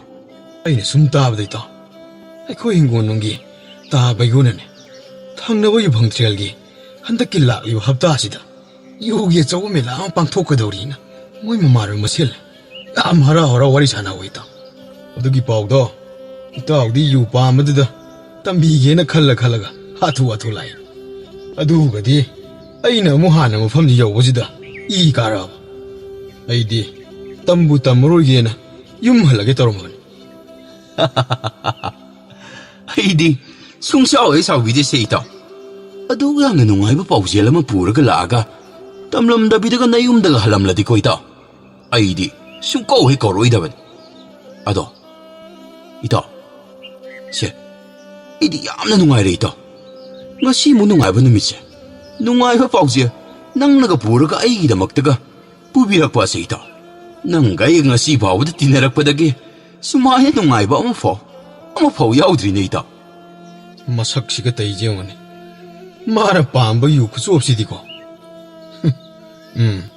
안닥디 낭 아이는 소이드는 마혹 당할라가니. 아두가 까이구모 밀라도 농알라가네. 아무르까 마혹 당고지가 하락보디 야로고. 낭노 빰바 낭노 하이바. 아이는 주 야도로보니는 있다. 아이는 빰스 낭노 야바다바니. 예. 야니 까이다로게 있다. 까이도보기 야로 뛰노 있다. 이따오나 하이보 야독숭아이다나. 아도 이루자지 가이나가 하이라디 아이디 야로이다바니 코이다. अदु नत्तबा अतै अतोप इताउनो हाइबगैदि ऐ लोइने यागनि दैता अदो इरुजजे हाइबा वाहिदुदि इता मतुंगदि सुंगाइ हारकल मदुदि इता सुंगा मेंगा मोइको अदो इताउनो हाइगदरबो वादुबो ऐ कोइसु आइपे खंजाउबा यागद्रो आ नत्ते अकाइबगा लैरबदि हाइदसु कोइसुबुदि काइदेदा अदुदैदा सुम अदुबुदि हाइगे दैता कशु लेबा नतेदा आइने ममांग पुनबदसु हाइदुना तला थबक इंगांगी निता इमा पा बोइगी मतिंग खरा दोइजु पांगजनबा कानबा खरा दोइजु तोक्सनसिगे तरोगेता एइस थबकी वा होइरे थबकी वादिता अखोइदि सुखाइसिदा लैरबनि कैनो नत्ते अहिंग दुमदबिदगा सुथासे हाब्रोइता पुंग अनि खक्तंगा तुमलगा पुंग 30 सुक्लेब लेपतबदैता अदुमाइनगा सुथासे हाब्रो नताउदि 이따오나가 야비라디 독터시에지자 레이라바니네. 미워해봐 능 레이라바기 아이자. 와칼지 파냠 손터러서 능기 와이탄 아이나 따바 파미시수. 오이다 오이게다바기 모ong다가 빵토어가다바가 말리고. 시행만에 이따. 나때니 아이부 까란번 마탐다 소이크라게바. ngasigibu디 ꯑꯩꯈꯣꯏꯒꯤ ꯈꯨꯔꯥꯇꯣꯟ ꯑꯗꯨꯅ ꯍꯦꯛ ꯐꯔꯛ ꯇꯥꯁꯤꯜꯂꯛꯇꯅ ꯑꯩꯁꯨ ꯍꯤꯗꯥꯛ ꯄꯨꯑꯗꯨꯕꯨ ꯍꯥꯜꯂꯝꯗꯕ ꯁꯨꯡꯌꯥꯃꯛ ꯌꯥꯗ꯭ꯔꯦꯅ ꯀꯤꯜ ꯂꯥꯎꯅ ꯍꯦꯛꯇ ꯅꯝꯁꯤꯜꯂꯛꯄꯒꯤ ꯅꯥꯟꯊꯣꯛꯄ ꯌꯥꯗꯕ ꯋꯥꯅꯤꯗꯅ ꯃꯗꯨꯗꯩꯗ ꯈꯔ ꯈꯖꯤꯛ ꯊꯦꯡꯗꯣꯛꯈꯤꯕꯅꯦ ꯏꯇꯥꯎ ꯑꯗꯨꯗꯩꯗ ꯏꯇꯥꯎ ꯌꯥꯝꯅ ꯁꯥꯊꯤꯔꯤꯁꯤꯁꯨ ꯈꯨꯖꯤꯟ ꯈꯨꯅꯥꯟꯊꯣꯛꯇ ꯃꯆꯥ ꯑꯃꯗꯤ ꯊꯕꯥꯛ ꯌꯧꯁꯤꯟꯈ꯭ꯔꯦ ꯏꯇꯥꯎ ꯃꯗꯨꯗꯩꯗꯤ ꯏꯇꯥꯎ ꯋꯥꯈꯜꯁꯦ ꯁꯪꯁꯥꯔ ꯑꯃ ꯏꯍꯣꯡ ꯍꯣꯡꯕꯗꯧꯅ ꯍꯥꯏꯗꯤ ꯀꯔꯤꯅꯣꯃ ꯏꯇꯧ ꯇꯧꯕꯒꯤ ꯃꯑꯣꯡꯗ ꯇꯧꯔꯛꯄꯒꯤ ꯋꯥꯅꯤꯗ ꯃꯗꯨꯗꯩꯗ ꯃꯁꯤꯗꯤ ꯑꯩꯅ ꯌꯥꯔꯣꯏ ꯈꯜꯂꯗꯅ ꯑꯩꯈꯣꯏ ꯈꯨꯔꯥꯇꯣꯟꯗꯣ ꯑꯗꯨꯗꯩꯗ ꯑꯩꯅ ꯑꯣ ꯈꯨꯔꯥ ꯑꯁ ꯅꯌꯥꯝꯕ ꯋꯥꯈꯜ ꯑꯃ ꯇꯧꯔꯦ ꯑꯩ ꯍꯧꯖꯤꯛ ꯀꯣꯏꯆꯦꯟ ꯆꯦꯟꯅꯤꯡꯉꯦꯗꯅ ꯆꯦꯟꯗꯕ ꯌꯥꯔꯔꯣꯏ ꯍꯥꯏꯔꯝꯃꯒꯅꯤ ꯏꯇꯥꯎ ꯏꯇꯥꯎꯒꯤ ꯅꯥꯛꯇꯝꯅ ꯑꯗꯨꯝ ꯆꯦꯜꯂꯛꯑꯕꯅꯤ ꯅꯠꯇꯦ ꯏꯇꯥꯎꯁꯨ ꯑꯩꯅ ꯉꯁꯥꯏ ꯆꯦꯜꯂꯒ ꯂꯥꯛꯏꯗꯣ ꯎꯍꯧꯔꯤ ꯅꯠꯇ꯭ꯔꯕ ꯃꯁꯤꯕꯨ ꯑꯩꯒꯤ ꯏꯔꯥꯜꯂꯕ ꯏꯇꯥꯎ ꯑꯩꯅ ꯍꯥꯏꯖꯟꯅꯕ꯭ꯔꯕ ꯍꯧꯖꯤꯛꯀꯤꯗꯨꯕꯨ ꯈꯨꯔꯥ ꯅꯌꯥꯝꯕ ꯋꯥꯈꯜ ꯑꯃ ꯇꯧꯔꯦ ꯅꯪ ꯍꯧꯖꯤꯛ ꯀꯣꯏꯆꯦꯟ ꯆꯦꯟꯅꯤꯡꯉꯦ ꯆꯦꯟꯗꯕ ꯌꯥꯔꯔꯣꯏꯅ ꯕꯦꯔꯥꯅꯤꯀꯣ ꯄꯨꯔꯥ ꯕꯦꯔꯥ ꯀꯥꯕ ꯃꯤꯑꯣꯏꯕ ꯑꯣꯏꯔꯦꯀꯣ ꯏꯇꯥꯎꯅ ꯅꯠꯇꯦꯅꯦ ꯅꯪꯕꯨ ꯅꯣꯏ ꯈꯨꯔꯥꯗꯨꯒ ꯅꯪꯒꯕꯨ ꯀꯅꯥꯅ ꯍꯟꯒꯦꯕ ꯐꯅꯕꯨ ꯅꯨꯡꯉꯥꯏꯔꯤꯅꯦ ꯅꯪꯒꯤ ꯋꯥꯔꯤꯁꯤꯗꯤꯀꯣ ꯍꯥꯏꯔꯛꯎꯅꯦ ꯑꯝꯇ ꯇꯥꯒꯦꯕ ꯀꯅꯥꯅ ꯍꯟꯒꯦꯕ ꯍꯥꯏꯔꯛꯑꯣꯕ ꯀꯩꯅꯣ ꯏꯇꯥꯎ ꯅꯪꯕꯨ ꯑꯩꯉꯣꯟꯗ ꯑꯩꯈꯣꯏ ꯈꯨꯔꯥꯒꯤ ꯆꯥꯛꯌꯨꯝ ꯐꯥꯛꯏ ꯈꯣꯠꯂꯤ ꯀꯥ ꯌꯥꯝ ꯇꯧꯔꯝꯃꯒ ꯏꯁ ꯑꯗꯨꯗꯤ ꯅꯪꯁꯨ ꯅꯣꯏ ꯄꯥꯕꯒꯤ ꯆꯥꯛꯌꯨꯝ ꯐꯥꯛꯄ ꯃꯤꯑꯣꯏꯕꯒ ꯃꯥꯟꯁꯤꯜꯂꯛꯑꯦꯀꯣ ꯑꯦꯍꯦ ꯀꯩꯅꯣꯝꯅꯤꯅꯦꯍꯦ ꯑꯩꯉꯣꯟꯗ ꯀꯃꯨꯛ ꯑꯣꯟꯁꯤꯜꯂꯛꯏꯅꯦ ꯑꯣꯟꯁꯤꯟꯕꯒꯤ ꯋꯥ ꯉꯥꯛꯇꯁꯨ ꯅꯠꯇꯦꯗ ꯏꯇꯥꯎ ꯅꯠꯇꯦꯅꯦ ꯁꯤꯕꯨ ꯌꯥꯕ꯭ꯔꯥ ꯌꯦꯡꯉꯣꯕ ꯏꯇꯥꯎꯅ ꯍꯥꯏꯔꯤꯕꯗꯨꯕꯨ ꯃꯔꯤ ꯃꯈꯣꯡꯁꯨ ꯑꯃꯠꯇꯁꯨ ꯁꯝꯅꯗꯦ ꯃꯁꯤꯗꯤ ꯄꯨꯔꯥ ꯉꯥꯎꯔꯦꯗꯅ ꯋꯥꯔꯤꯁꯤ ꯅꯨꯡꯉꯥꯏꯈꯤꯗꯧꯔꯤ ꯁꯤ ꯌꯧꯔꯗꯤ ꯋꯥꯍꯪ ꯖꯥꯠ ꯖꯥꯠ ꯍꯪꯖꯤꯟꯕ ꯍꯧꯖꯤꯜꯂꯒꯦ ꯏꯇꯥꯎ ꯑꯩꯅ ꯏꯇꯥꯎꯗ ꯍꯪꯖꯔꯤꯗꯨꯗꯤ ꯌꯥꯝꯅ ꯆꯝꯕ ꯃꯑꯣꯡꯗꯅꯤꯗ ꯑꯗꯣ ꯁꯥꯎꯗꯕꯤꯗ ꯑꯝꯇ ꯈꯨꯝꯃꯨ ꯑꯝꯇ ꯇꯥꯖꯒꯦꯕ ꯍꯣꯏ ꯀꯔꯤꯅꯣ ꯑꯉꯥꯎꯕ ꯈꯨꯔꯥ ꯍꯥꯏꯁꯤꯗꯤ ꯑꯩꯈꯣꯏ ꯄꯥꯕꯒꯤ ꯃꯅꯥꯎꯅꯤ ꯀꯔꯤꯅꯣ ꯑꯗꯨꯗꯩꯗ ꯑꯩꯒ ꯃꯥꯒ ꯀꯅꯥꯅ ꯍꯟꯒꯦꯕꯣ ꯀꯔꯤ ꯋꯥꯍꯪꯅꯣꯕ ꯅꯠꯇꯦ ꯅꯪꯕꯨ ꯅꯣꯏ ꯈꯨꯔꯥꯗꯒ ꯏꯕꯨꯡ ꯀꯥꯏ ꯀꯧꯕ꯭ꯔꯕ ꯈꯨꯝꯃꯣꯅꯦ ꯅꯪꯁꯨ ꯑꯝꯇ ꯈꯨꯝꯃꯣꯕ ꯑꯗꯣ ꯀꯧꯗꯦ ꯀꯧꯗꯦ ꯀꯣꯏ ꯀꯧꯖꯗꯦꯀꯣ ꯑꯩꯈꯣꯏꯗꯤ ꯑꯗꯨꯝ ꯈꯨꯔꯥ ꯀꯧꯖꯩ ꯑꯗꯨꯗꯤ ꯅꯪꯅ ꯉꯁꯥꯏ ꯅꯪꯅ ꯍꯤꯗꯥꯛ ꯐꯨꯗꯨ ꯆꯪꯈꯠꯄ ꯂꯣꯏꯔꯝꯃꯒ ꯀꯩꯒꯤ ꯈꯨꯔꯥꯗ ꯅꯌꯥꯝꯕ ꯁꯪꯁꯥꯔ ꯑꯃ ꯇꯧꯔꯦ ꯆꯦꯟꯗꯕ ꯌꯥꯔꯣꯏ ꯍꯥꯏꯔꯝꯃꯤꯕ ꯍꯥ ꯅꯠꯇꯦꯅꯦ ꯅꯣꯏ ꯈꯨꯔꯥꯗ ꯅꯪꯅ ꯅꯌꯥꯝꯕ ꯀꯥꯏ ꯂꯧꯁꯜꯂꯝꯃꯤꯗꯨꯕꯨ ꯃꯗꯨꯕꯨ ꯅꯪꯕꯨ ꯖꯤꯕ ꯑꯃꯅꯦꯅ ꯈꯜꯂꯝꯈꯤꯗ꯭ꯔꯥꯕ ꯅꯣꯏ ꯈꯨꯔꯥꯗꯨꯅ ꯍꯩꯃꯩꯃ ꯂꯣꯏꯔꯦꯗꯅ ꯁꯤꯗꯤ ꯑꯩꯗꯤ ꯋꯥꯈꯜꯁꯤ ꯄꯨꯔꯥ ꯀꯩꯅꯣꯝꯃꯗ ꯂꯩꯔꯨꯔꯦꯗꯅ ꯅꯠꯇꯦ ꯏꯇꯥꯎ ꯑꯩꯅ ꯂꯤꯒꯗꯕ ꯋꯥꯔꯤ ꯈꯔꯁꯨ ꯆꯤꯊꯍꯧꯔꯦꯅꯦ ꯑꯩꯅ ꯉꯁꯥꯏ ꯃꯩꯆꯝ ꯆꯪꯕ ꯆꯪꯕꯗꯨꯗ ꯑꯩꯗꯤ ꯑꯗꯨꯝ ꯍꯥꯈꯤꯗꯅ ꯀꯣꯛꯁꯦ ꯏꯇꯥꯎ ꯋꯥꯡꯈꯠꯈꯤꯗꯅ ꯑꯁ ꯎꯪꯒ ꯐꯝꯃꯒ ꯐꯅꯥꯝꯅ ꯀꯨꯏꯅ ꯄꯨꯡꯒꯥ ꯅꯥꯛ ꯑꯗꯨꯗ ꯂꯩꯔꯨꯔꯕꯅꯤ ꯃꯗꯨꯒꯤ ꯃꯇꯨꯡꯗꯗꯤ ꯑꯩꯅ ꯒ꯭ꯌꯥꯟ ꯈꯔ ꯇꯥꯔꯛꯄꯗ ꯆꯥꯛ ꯑꯃꯨꯛ ꯂꯥꯝꯈꯠꯂꯦꯗꯣ ꯏꯇꯥꯎ ꯑꯗꯨꯗ ꯇꯥꯔꯝꯂꯤꯕ ꯆꯥꯏꯔꯝꯂꯤꯕ ꯃꯩꯇꯥꯟꯒꯥꯗꯣ ꯑꯩꯗꯤ ꯏꯇꯥꯎ ꯎꯠ ꯑꯉꯧꯕꯗꯨꯒ ꯊꯨꯝꯅꯤ ꯀꯥꯏꯗꯅꯒ ꯅꯝꯗꯅ ꯄꯛꯆꯥꯗ ꯆꯥꯈ꯭ꯔꯕꯅꯦꯕꯅꯦ ꯏꯇꯥꯎ ꯌꯦꯡꯉꯨ ꯇꯨ ꯑꯩꯒꯤ ꯄꯨꯛꯁꯦ ꯆꯤꯡ ꯋꯥꯡꯒꯩ ꯄꯩꯔꯤꯕꯁꯦ ꯃꯩꯇꯥꯟ ꯉꯥꯛꯇꯅꯤ ꯏꯇꯥꯎ ꯅꯠꯇꯦꯕ ꯏꯇꯥꯎ ꯁꯤꯕꯨ ꯀꯃꯥꯏꯅ ꯇꯧꯗꯣꯏꯅꯣꯕ ꯀꯩꯝ ꯇꯧꯔꯣꯏꯗ꯭ꯔꯥ ꯁꯤꯕꯨ ꯑꯁ ꯏꯇꯥꯎ ꯑꯩꯗꯤ ꯋꯥꯈꯜꯗꯁꯨ ꯉꯁꯥꯏꯗꯒꯤ ꯆꯥꯛ ꯆꯥꯔꯛꯑꯦꯗꯅ ꯆꯥꯛ ꯂꯥꯝꯕ ꯀꯩꯝꯇ ꯐꯥꯎꯗꯦꯅ ꯈꯜꯂꯒ ꯂꯩꯊꯣꯛꯏꯅꯦꯕ ꯏꯇꯥꯎ ꯑꯩ ꯌꯥꯝꯅ ꯄꯥꯈꯠꯂꯛꯑꯦꯕꯨ ꯁꯤꯗꯤ ꯀꯃꯥꯏꯅ ꯇꯧꯅꯤ ꯏꯇꯥꯎ ꯑꯣꯟꯊꯣꯛꯄ ꯊꯕꯛ ꯉꯥꯛꯇꯅꯤꯅꯦ ꯑꯩꯈꯣꯏ ꯏꯇꯥꯎꯅ ꯄꯥꯏꯈꯠꯄꯤꯔꯤꯁꯤꯗꯤ ꯃꯩꯇꯥꯟ ꯆꯥꯕ ꯀꯩꯁꯨ ꯀꯥꯏꯗꯦ ꯏꯇꯥꯎ ꯆꯥꯒꯗꯕꯅꯤ ꯏꯇꯥꯎꯅ ꯄꯨꯛ ꯊꯟꯅꯕ ꯆꯥꯔꯦ ꯍꯥꯏꯗꯣ ꯌꯥꯝ ꯐꯔꯕꯅꯤ ꯏꯇꯥꯎ ꯌꯨꯄꯪ ꯆꯠꯄ ꯅꯨꯃꯤꯠꯇꯤꯅꯦ ꯌꯧꯒꯗꯕ ꯃꯥꯟꯗꯦꯀꯣ ꯀꯩꯅꯣ ꯏꯇꯥꯎ ꯑꯩꯅ ꯃꯔꯣꯟ ꯑꯃ ꯁꯣꯝꯗ ꯄꯥꯈꯠꯄꯅꯦ ꯅꯪꯅ ꯃꯔꯣꯟ ꯑꯃ ꯃꯔꯤ ꯃꯈꯣꯡ ꯁꯝꯅꯗꯕ ꯋꯥ ꯉꯥꯛꯇꯅꯤ ꯉꯁꯥꯏꯗꯒꯤ ꯉꯥꯡꯉꯤꯁꯦ ꯑꯁ ꯏꯇꯥꯎ ꯑꯩ ꯀꯣꯛꯀ ꯉꯥꯎꯈꯠꯂꯛꯀꯗꯧꯔꯦꯀꯣ ꯑꯗꯣ ꯀꯩꯅꯣꯕ ꯅꯪꯅ ꯌꯨꯄꯪ ꯇ꯭ꯔꯦꯟ ꯆꯠꯄ ꯅꯨꯃꯤꯠ ꯌꯧꯒꯗꯕ ꯃꯥꯟꯗꯦ ꯍꯥꯏꯔꯤꯕ ꯑꯗꯨꯕꯨ ꯏꯇꯥꯎ ꯃꯩꯇꯥꯟꯕꯨ ꯀꯅꯥꯅ ꯆꯥꯟꯅꯒꯦ ꯍꯥꯏꯕꯅꯤꯗ ꯁꯪꯁꯥꯔꯁꯤ ꯁꯪꯁꯥꯔ ꯑꯃ ꯅꯪꯅ ꯄꯨꯟ ꯑꯣꯟꯊꯣꯛꯈ꯭ꯔꯦꯕ ꯑꯩꯁꯨ ꯑꯩꯈꯣꯏ ꯏꯃꯥꯗ ꯍꯣꯔꯦꯟ ꯌꯨꯝ ꯍꯜꯂꯒꯅꯦ ꯏꯃꯥ ꯉꯁꯤꯗꯤ ꯆꯥꯛ ꯆꯥꯔꯒꯨꯝꯁꯤ ꯂꯧꯒ ꯑꯃꯠꯇ ꯎꯔꯒꯨꯝꯁꯤ ꯑꯗꯨꯏ ꯁꯔꯨ ꯃꯤꯒꯤ ꯌꯨꯝꯗ ꯆꯪꯉꯒ ꯑꯩꯈꯣꯏ ꯏꯃꯨꯡꯒꯤ ꯊꯨꯝꯃꯣꯛ ꯂꯣꯏ ꯄꯨꯔꯒ ꯎꯠ ꯃꯩꯇꯥꯟ ꯂꯣꯏ ꯈꯣꯝꯃꯨꯔꯁꯤꯅ ꯍꯥꯏꯔꯨꯔꯗꯧꯅꯤ ꯏꯇꯥꯎ ꯐꯅ ꯑꯗꯨꯝ ꯍꯥꯎꯗꯧ ꯃꯥꯜꯂꯤꯅꯦ ꯏꯇꯥꯎ ꯅꯪ ꯆꯥꯛꯀ ꯆꯥꯔꯛꯑꯕꯣ ꯆꯥꯔꯛꯑꯦ ꯀꯩꯗꯧꯔꯒꯦ ꯑꯁ ꯏꯇꯥꯎ ꯑꯩꯗꯤ ꯆꯥꯛꯄꯨ ꯑꯣꯟꯊꯣꯛꯅ ꯂꯥꯝꯈꯠꯂꯛꯑꯦꯗ ꯀꯃꯥꯏꯅ ꯇꯧꯗꯣꯏꯅꯣ ꯁꯤꯕꯨ ꯏꯇꯥꯎ ꯏꯇꯥꯎ ꯑꯁꯦꯡꯕꯅꯤ ꯑꯩꯅ ꯉꯁꯥꯏ ꯈꯨꯔꯥꯇꯣꯟꯒꯤ ꯍꯤꯗꯥꯛꯄꯨꯗꯣ ꯃꯩꯆꯝ ꯆꯝꯂꯨꯕꯗꯒꯤ ꯏꯁꯥꯁꯦ ꯀꯩꯅꯣꯝꯃ ꯏꯇꯧꯗ ꯇꯧꯔꯦ ꯏꯇꯥꯎ ꯇꯨ ꯌꯦꯡꯉꯣ ꯏꯇꯥꯎ ꯑꯩꯒꯤ ꯄꯨꯛꯈꯣꯡꯁꯦ ꯇꯥꯕ꯭ꯔꯥ ꯆꯥꯛꯁꯦ ꯄꯪꯂꯥꯝꯗ ꯂꯥꯝꯃꯒ ꯂꯩꯔꯦ ꯍꯥꯏꯕ ꯏꯇꯥꯎ ꯑꯩ ꯌꯥꯝꯅ ꯋꯥꯔꯦ ꯏꯇꯥꯎ ꯂꯩꯔꯝꯕ ꯄꯣꯠ ꯄꯪꯆꯥꯗ ꯆꯥꯅꯤꯡꯉꯤ ꯏꯇꯥꯎ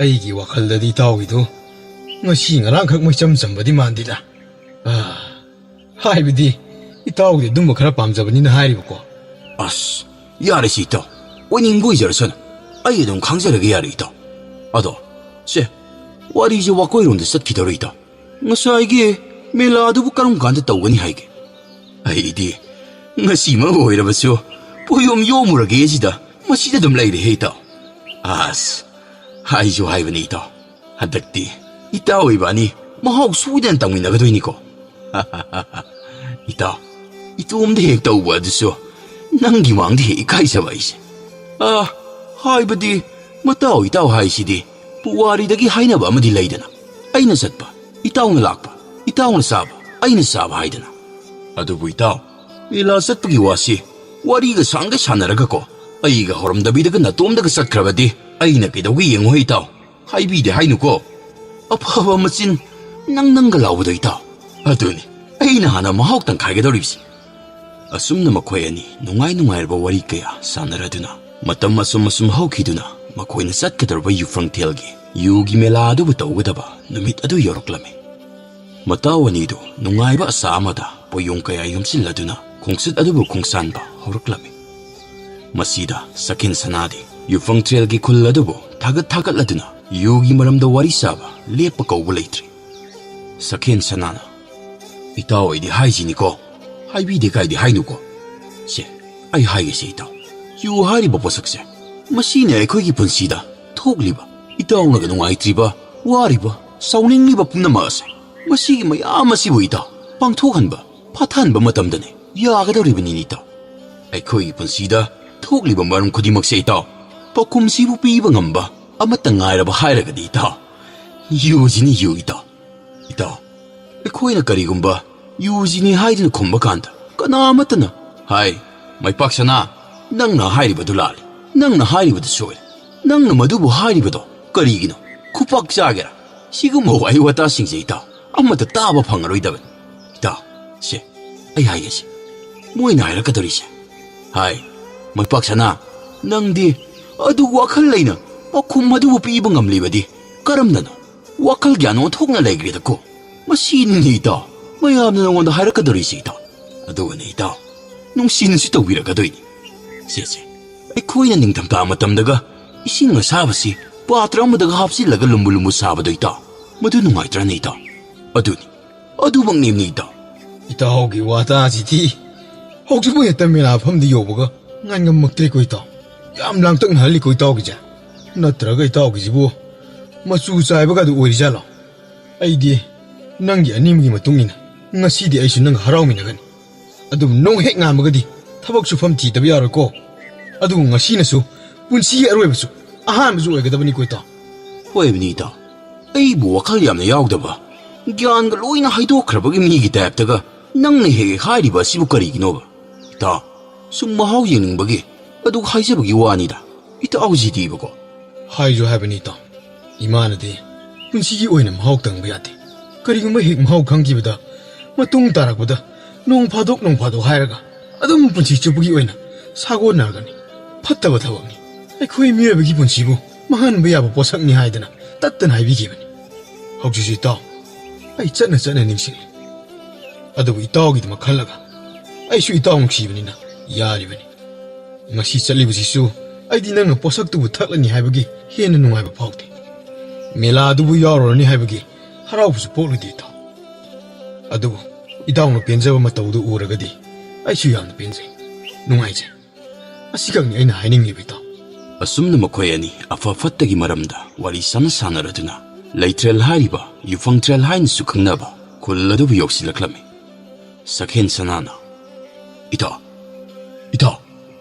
ꯌꯦꯡꯉꯨꯅꯦ ꯃꯈꯣꯏꯒꯤ ꯈꯨꯜ ꯑꯁꯤ ꯑꯩꯈꯣꯏꯒꯁꯨ ꯄꯨꯡꯂꯥꯞ ꯂꯥꯞꯅꯕꯁꯨ ꯅꯠꯇꯦ ꯑꯗꯨꯒ ꯀꯔꯝꯅ ꯃꯈꯣꯏꯅ ꯑꯩꯈꯣꯏꯒꯕꯨ ꯑꯣꯟꯊꯣꯛꯅꯕꯨ ꯈꯦꯠꯅꯅ ꯂꯩꯔꯝꯂꯤꯕ ꯑꯗꯨꯅꯤꯅꯦ ꯏꯇꯥꯎ ꯑꯩꯁꯨ ꯈꯜꯂꯝꯃꯤꯅꯤꯅꯦ ꯏꯇꯥꯎ ꯃꯈꯣꯏꯅꯒ ꯑꯥꯗ ꯄꯨꯊꯣꯛꯑꯒ ꯊꯝꯂꯤꯕ ꯆꯥꯅꯕ ꯃꯌꯥꯝꯁꯦ ꯇꯨ ꯏꯇꯥꯎ ꯑꯥꯗꯁꯨ ꯐꯖꯔꯕ ꯏꯁꯩꯒ ꯗꯣꯟꯕꯤꯒ ꯈꯣꯡꯗꯅ ꯖꯒꯣꯏꯒ ꯁꯥꯔꯤꯁꯦ ꯑꯩꯁ ꯃꯔꯨ ꯈꯦꯠꯅꯩꯕꯨ ꯑꯣꯟꯊꯣꯛꯅ ꯈꯦꯠꯅꯩ ꯑꯩꯈꯣꯏꯒ ꯃꯈꯣꯏꯒ ꯑꯣꯟꯊꯣꯛꯅꯕꯨ ꯈꯦꯠꯅꯈ꯭ꯔꯦꯗ ꯃꯔꯨ ꯆꯨꯝꯃꯤ ꯏꯇꯥꯎꯅ ꯍꯥꯏꯕ ꯖꯒꯣꯏ ꯁꯥꯕꯁꯤꯡ ꯑꯁꯤꯅꯒ ꯐꯖꯔꯤꯕ ꯏꯁꯩꯁꯤꯡ ꯑꯁꯤꯅꯒ ꯃꯔꯣꯟ ꯑꯃ ꯁꯩꯁꯛꯄ ꯑꯁꯤꯒ ꯆꯥꯟꯅꯔꯤꯕ ꯀꯌꯥꯗ ꯈꯣꯏꯊꯨꯝꯅꯔꯤꯕ ꯈꯣꯟꯖꯦꯜꯅꯣꯅꯦ ꯏꯇꯥꯎ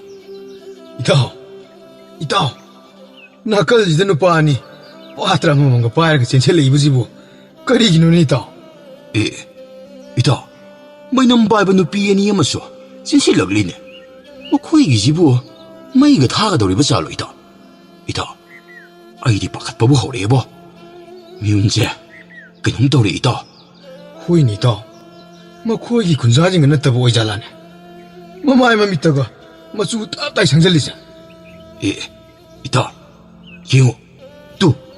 ꯌꯦꯡꯉꯨꯅꯦ ꯏꯇꯥꯎ ꯌꯨꯒꯤ ꯄꯥꯇ꯭ꯔꯁꯦ ꯊꯥꯡꯒꯠꯂꯒ ꯍꯦꯛꯇ ꯊꯛꯆꯤꯟꯈ꯭ꯔꯦꯅꯦ ꯏꯇꯥꯎ ꯑꯁ ꯁꯤꯕ ꯇꯥꯔꯦꯅꯦ ꯅꯣꯏꯕꯣ ꯊꯛꯂꯁꯨ ꯆꯥꯅꯕ ꯈꯔ ꯌꯥꯎꯔꯒ ꯊꯛꯎꯅꯦꯍꯦ ꯑꯩꯈꯣꯏꯁꯨ ꯈꯪꯕꯨꯗꯤ ꯈꯪꯗꯦꯕꯨ ꯁꯤꯕ ꯇꯥꯔꯦꯅꯦ ꯅꯣꯏꯕꯣ ꯏꯇꯥꯎ ꯅꯣꯏ ꯈꯨꯔꯥꯇꯣꯟ ꯍꯣꯏꯅ ꯊꯛꯄꯗꯗꯤ ꯆꯥꯅꯕ ꯈꯔ ꯆꯥꯔꯒ ꯊꯛꯀꯨꯝ ꯇꯧꯗꯥꯏꯅꯦ ꯍꯣꯏ ꯏꯇꯥꯎ ꯆꯥꯅꯕ ꯌꯥꯎꯔꯒꯗꯤ ꯊꯛꯅꯕꯅꯤ ꯅꯠꯇ꯭ꯔꯗꯤ ꯌꯥꯝ ꯈꯥꯕꯅꯦ ꯏꯇꯥꯎ ꯀꯔꯤꯅꯣ ꯃꯁꯤꯒꯤ ꯃꯤꯁꯤꯕꯣ ꯅꯪꯅ ꯍꯦꯛꯇ ꯂꯣꯏ ꯈꯪꯉꯝꯃꯤꯁꯤꯕꯣ ꯅꯠꯇꯦ ꯅꯪꯕꯨ ꯅꯣꯏ ꯈꯨꯔꯥꯇꯣꯟꯗꯩ ꯍꯨꯔꯥꯜꯂꯒ ꯑꯁꯦꯡꯕꯩ ꯊꯛꯎꯕ꯭ꯔꯥꯃꯤ ꯅꯪꯕꯣ ꯑꯁ ꯑꯗꯨꯏ ꯋꯥ ꯑꯝꯇ ꯇꯣꯛꯈꯣꯁꯦ ꯏꯇꯥꯎ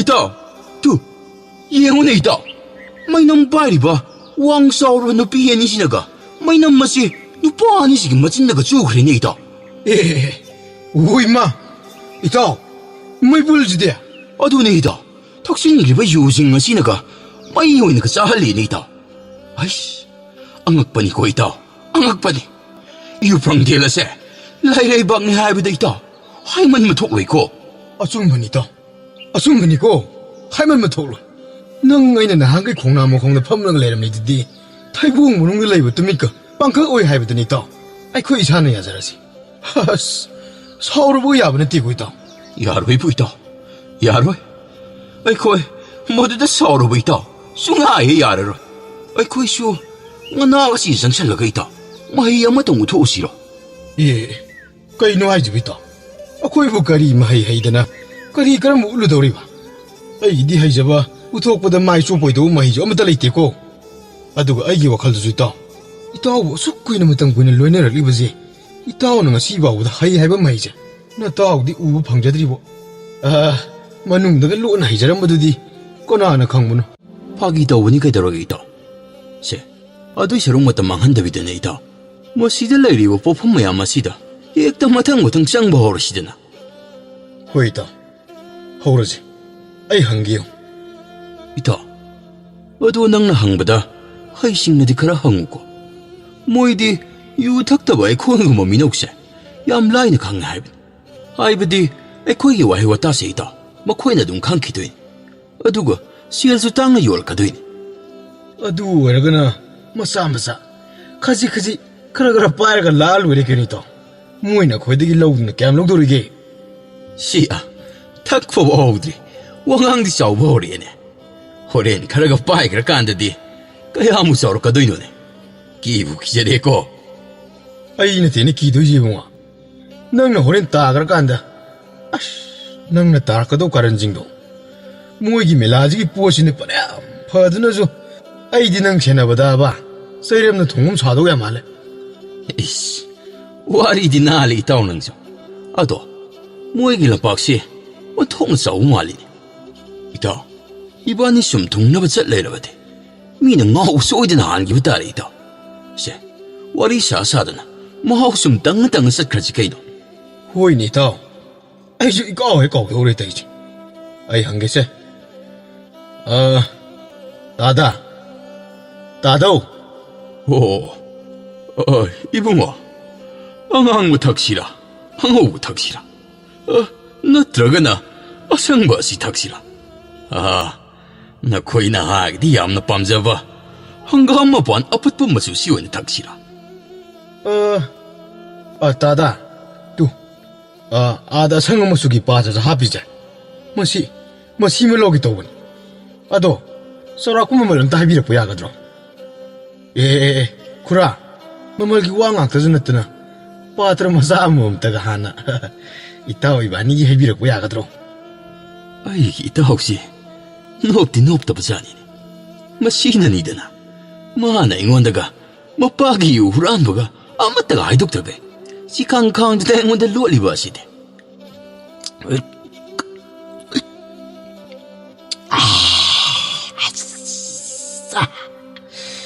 구라 아스 시디 깨요 와프 말이다 구라 이붕아 싸나봐 카라자 설로네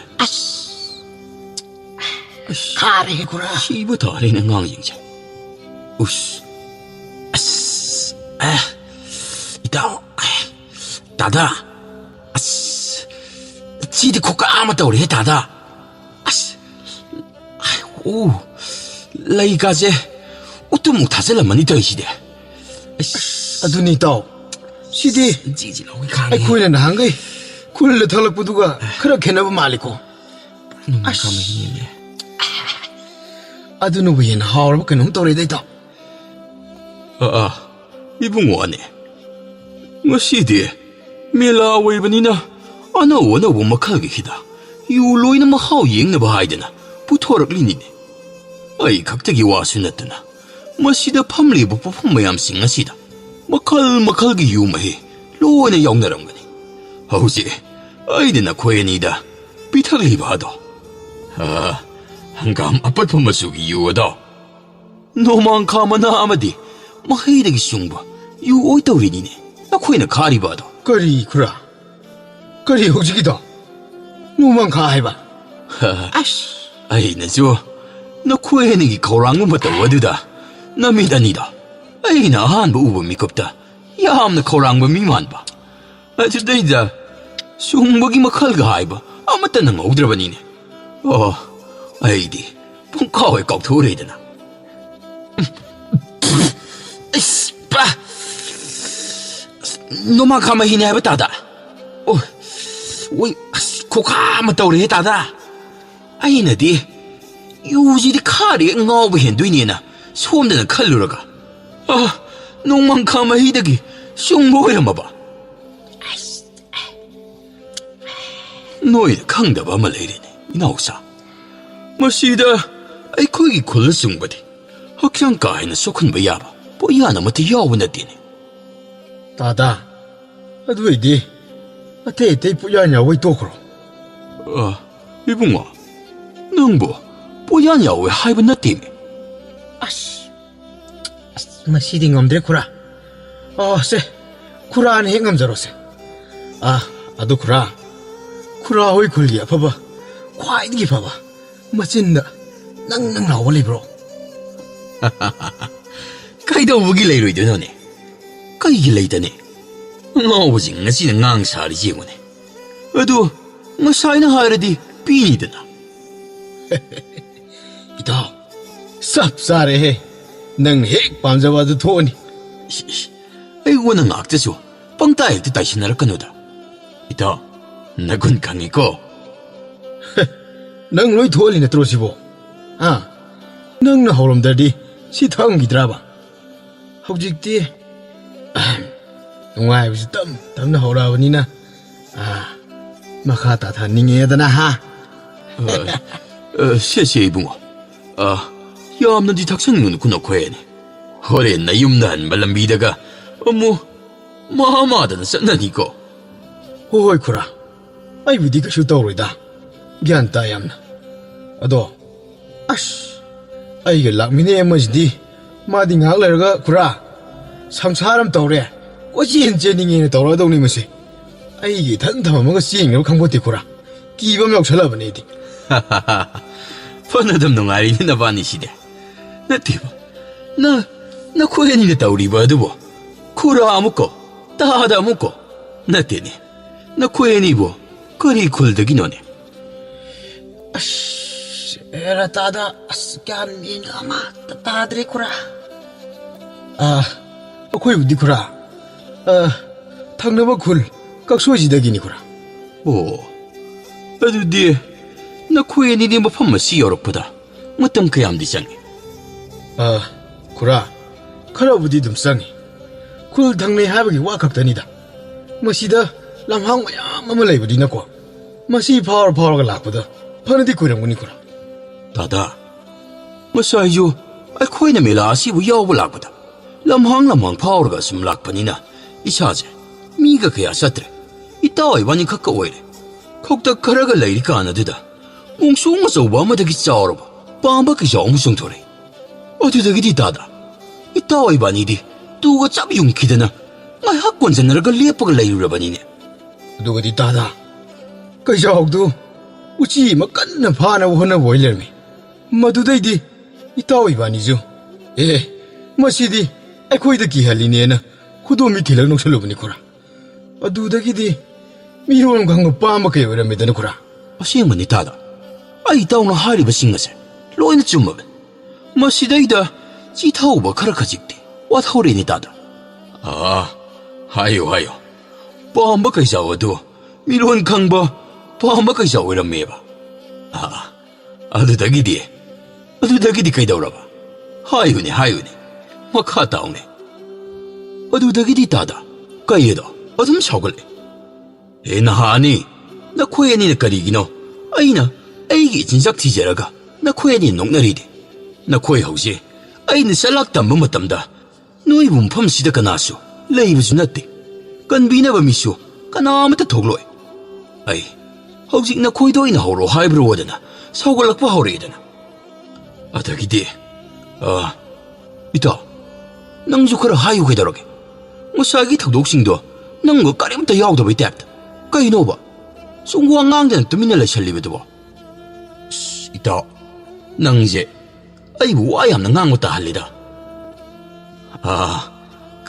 ꯀꯥꯏꯗꯦꯗ ꯃꯈꯥ ꯇꯥꯎꯅꯦ ꯅꯈꯣꯏ ꯑꯅꯤꯒꯤ ꯃꯔꯛꯇꯒꯤ ꯑꯃ ꯍꯦꯛꯇꯅ ꯍꯥꯏꯔꯕꯁꯨ ꯀꯔꯤꯁꯨ ꯀꯥꯏꯕ ꯂꯩꯇꯦꯀꯣ ꯑꯗꯣ ꯅꯣꯏꯕꯨ ꯃꯆꯥ ꯑꯃꯃꯝꯒ ꯍꯥꯏꯔꯛꯀꯣ ꯍꯥꯏꯕ꯭ꯔꯅꯦ ꯗꯥꯗꯥ ꯍꯥꯏꯕꯤꯔꯛꯎꯅꯦ ꯍꯥꯏꯕꯤꯔꯛꯇꯦ ꯍꯥꯏꯔꯤꯕꯅꯤꯅꯦ ꯅꯅꯥꯎ ꯍꯣꯏ ꯉꯁꯤꯗꯤ ꯃꯥꯂꯦꯝ ꯂꯩꯁꯥꯁꯤꯗ ꯏꯃꯥꯏꯒꯁꯦ ꯀꯤꯔꯤ ꯇꯛꯈꯥꯏꯔꯒ ꯌꯨꯝ ꯃꯥꯏꯀꯩꯒ ꯃꯥꯗꯅ ꯆꯠꯈꯤꯗꯧꯔꯤꯕꯅꯤ ꯗꯥꯗꯥ ꯍꯥꯏꯖꯤꯟꯕꯤꯌꯨ ꯈꯨꯔꯥ ꯍꯟꯗꯛꯇꯤ ꯃꯆꯥꯗꯨ ꯈꯤꯇꯪ ꯆꯥꯎꯈꯠꯄꯤꯌꯨ ꯈꯨꯔꯥ ꯅꯅꯥꯎ ꯋꯥꯔꯤ ꯃꯈꯥ ꯇꯥꯖꯔꯛꯂꯒꯦ ꯍꯣꯏꯅꯦ ꯍꯥꯏꯔꯛꯑꯒꯦ ꯑꯗꯩꯗꯤ ꯇꯥꯗ ꯀꯩꯖꯥꯎꯗꯨ ꯇꯝꯅ ꯑꯩꯒꯤ ꯏꯇꯥꯎꯁꯤꯅ ꯇꯥꯅ ꯃꯅꯨꯡ ꯑꯃ ꯄꯥꯏꯔꯒ ꯀꯩꯖꯥꯎꯗꯨꯗ ꯊꯣꯝꯖꯤꯜꯂꯨꯕꯗꯒꯤ ꯑꯆꯧꯕ ꯁꯦꯛꯄꯤ ꯑꯃ ꯑꯣꯟꯊꯣꯔꯛꯑꯒ ꯇꯥꯟꯅꯔꯛꯄꯩ ꯋꯥꯅꯤꯃꯤ ꯈꯨꯔꯥ ꯍꯦꯔꯥ ꯏꯕꯨꯡꯉꯣ ꯅꯣꯏ ꯑꯅꯤꯒꯤꯁꯤ ꯑꯩꯅ ꯉꯁꯥꯏꯗꯒꯤ ꯇꯥꯒꯦ ꯌꯥꯎꯅ ꯇꯥꯕꯅꯤ ꯅꯣꯏ ꯑꯅꯤꯁꯤ ꯅꯈꯣꯏ ꯑꯅꯤ ꯆꯠꯈꯤꯕ ꯌꯥꯔꯅꯤ ꯁꯦꯜꯒ ꯑꯃꯠꯇ ꯄꯥꯝꯗꯦꯀꯣ ꯑꯩꯒꯤ ꯄꯣꯠꯐꯝ ꯑꯁꯤꯗꯒꯤ ꯅꯈꯣꯏ ꯂꯥꯞꯅ ꯆꯠꯂꯣ ꯅꯠꯇ꯭ꯔꯕꯗꯤ ꯅꯈꯣꯏ ꯑꯅꯤ ꯀꯌꯥ ꯈꯨꯗꯣꯡ ꯆꯥꯒꯗꯕ ꯃꯥꯟꯁꯤꯜꯂꯛꯇ꯭ꯔꯦꯀꯣ ꯑꯁꯨꯝꯅ ꯋꯥꯔꯤ ꯈꯔ ꯁꯥꯟꯅꯔꯝꯂꯒ ꯁꯈꯦꯟꯁꯅꯥ ꯑꯃꯗꯤ ꯃꯥꯏꯄꯥꯛꯁꯅꯥ ꯑꯗꯨ ꯄꯣꯠꯐꯝ ꯅꯨꯄꯥ ꯑꯗꯨꯅ ꯃꯉꯛꯁꯝ ꯑꯗꯨ ꯄꯥꯏꯔꯗꯨꯅ ꯂꯥꯛꯇꯅ ꯏꯟꯊꯣꯔꯛꯂꯝꯃꯤ ꯑꯗꯨꯕꯨ ꯑꯉꯛꯄꯅꯤ ꯌꯨꯒꯤ ꯅꯤꯁꯥꯗꯨꯒꯤ ꯃꯌꯥꯏꯅ ꯃꯈꯣꯏ ꯑꯅꯤꯗꯗꯤ ꯅꯣꯛꯇꯅ ꯑꯗꯨꯝ ꯊꯣꯔꯛꯂꯝꯃꯤ ꯁꯈꯦꯟꯁꯅꯥꯅ ꯅꯠꯇꯦꯅꯦ ꯏꯇꯥꯎ ꯅꯪꯕꯨ ꯋꯥꯔꯤꯗꯨꯕꯨ ꯀꯗꯥꯏꯗꯒꯤꯅꯣ ꯍꯥꯏꯕꯅꯤꯗ ꯑꯗꯨꯗꯤ ꯅꯪꯅ ꯍꯧꯗꯣꯛꯑꯝꯃꯤꯗꯅ ꯑꯃꯨꯛ ꯀꯗꯥꯏꯗ ꯊꯦꯡꯅꯔꯛꯇꯅ ꯀꯗꯥꯏꯗꯒꯤ ꯂꯥꯝꯖꯜꯂꯛꯄ ꯋꯥꯔꯤꯅꯣꯕ ꯅꯠꯇꯦꯅꯦ ꯅꯪꯅ ꯍꯥꯏꯔꯤꯗꯨꯕꯨ ꯌꯥꯕ꯭ꯔꯥ ꯑꯝꯇ ꯌꯦꯡꯉꯣꯕ ꯄꯥꯝꯕ ꯀꯩꯖꯥꯎꯗꯨꯗꯒꯤꯕꯨ ꯑꯆꯧꯕ ꯁꯦꯛꯄꯤ ꯑꯃꯃꯨꯛ ꯑꯣꯟꯊꯣꯔꯛꯑꯒ ꯄꯥꯏꯔꯒ ꯇꯥꯟꯅꯔꯛꯑꯦ ꯏꯇꯥꯎ ꯑꯣꯟꯊꯣꯛꯄꯅꯤꯀꯣ ꯅꯪꯗꯤ ꯄꯥꯝꯕ ꯀꯩꯖꯥꯎꯅꯁꯨ ꯃꯕꯨꯛ ꯂꯥꯝꯕꯒꯤ ꯎꯆꯤ ꯐꯥꯏꯌꯦ ꯀꯩꯖꯥꯎꯅꯕꯨ 우찌 파나로 봐. 후이 혹동복다 우찌디 파드랍니 또. 빅말레나. 어두거디 우찌 파독다 올레르미. 어디 있다. 마주 뽀또 요닝만다나 하이젤로 코라 예. 어디다이디 하이젤로 하이타합니다나. 아데이디 좀 니사도 가라합니다. 능 항나비 와리 뻥싸사가 비다 호럭보니 어느더라. 하. 야야야야. 또 이반이 뿐무지 마이 빠그니고. 예, 나때니다. 사기 뻗판 누빠도보 시엘가 아무따 라우드라바니네. 이따 마디 사우만다나 시엘가 아무따 빰드라바자니네. 모두니다. 마주 야디 야바 미외베니. 만 이반이부 시엠주 시엠에. 만에 시엠어브니나 이반이지 좀 하오래. 마두다이디 아담 뭐코이지 홍나비디 똑살래다나. 마니니다. 마디 와리도 따브다 얌나 와라바자니. 나띠바 마나 코이다가 ngaksamga parga laktana ilibe dubo akhoi dong tawbo kanam lakta bjalo mai dubo 호이니다. 아두니네. 나트라가는 마주 아코이 동로 아하노 메라 폼폼을 라이잘라. 하. 어이네 심사바 히닥싱 ngasi ngasi mahi yanbuga pangka goidiko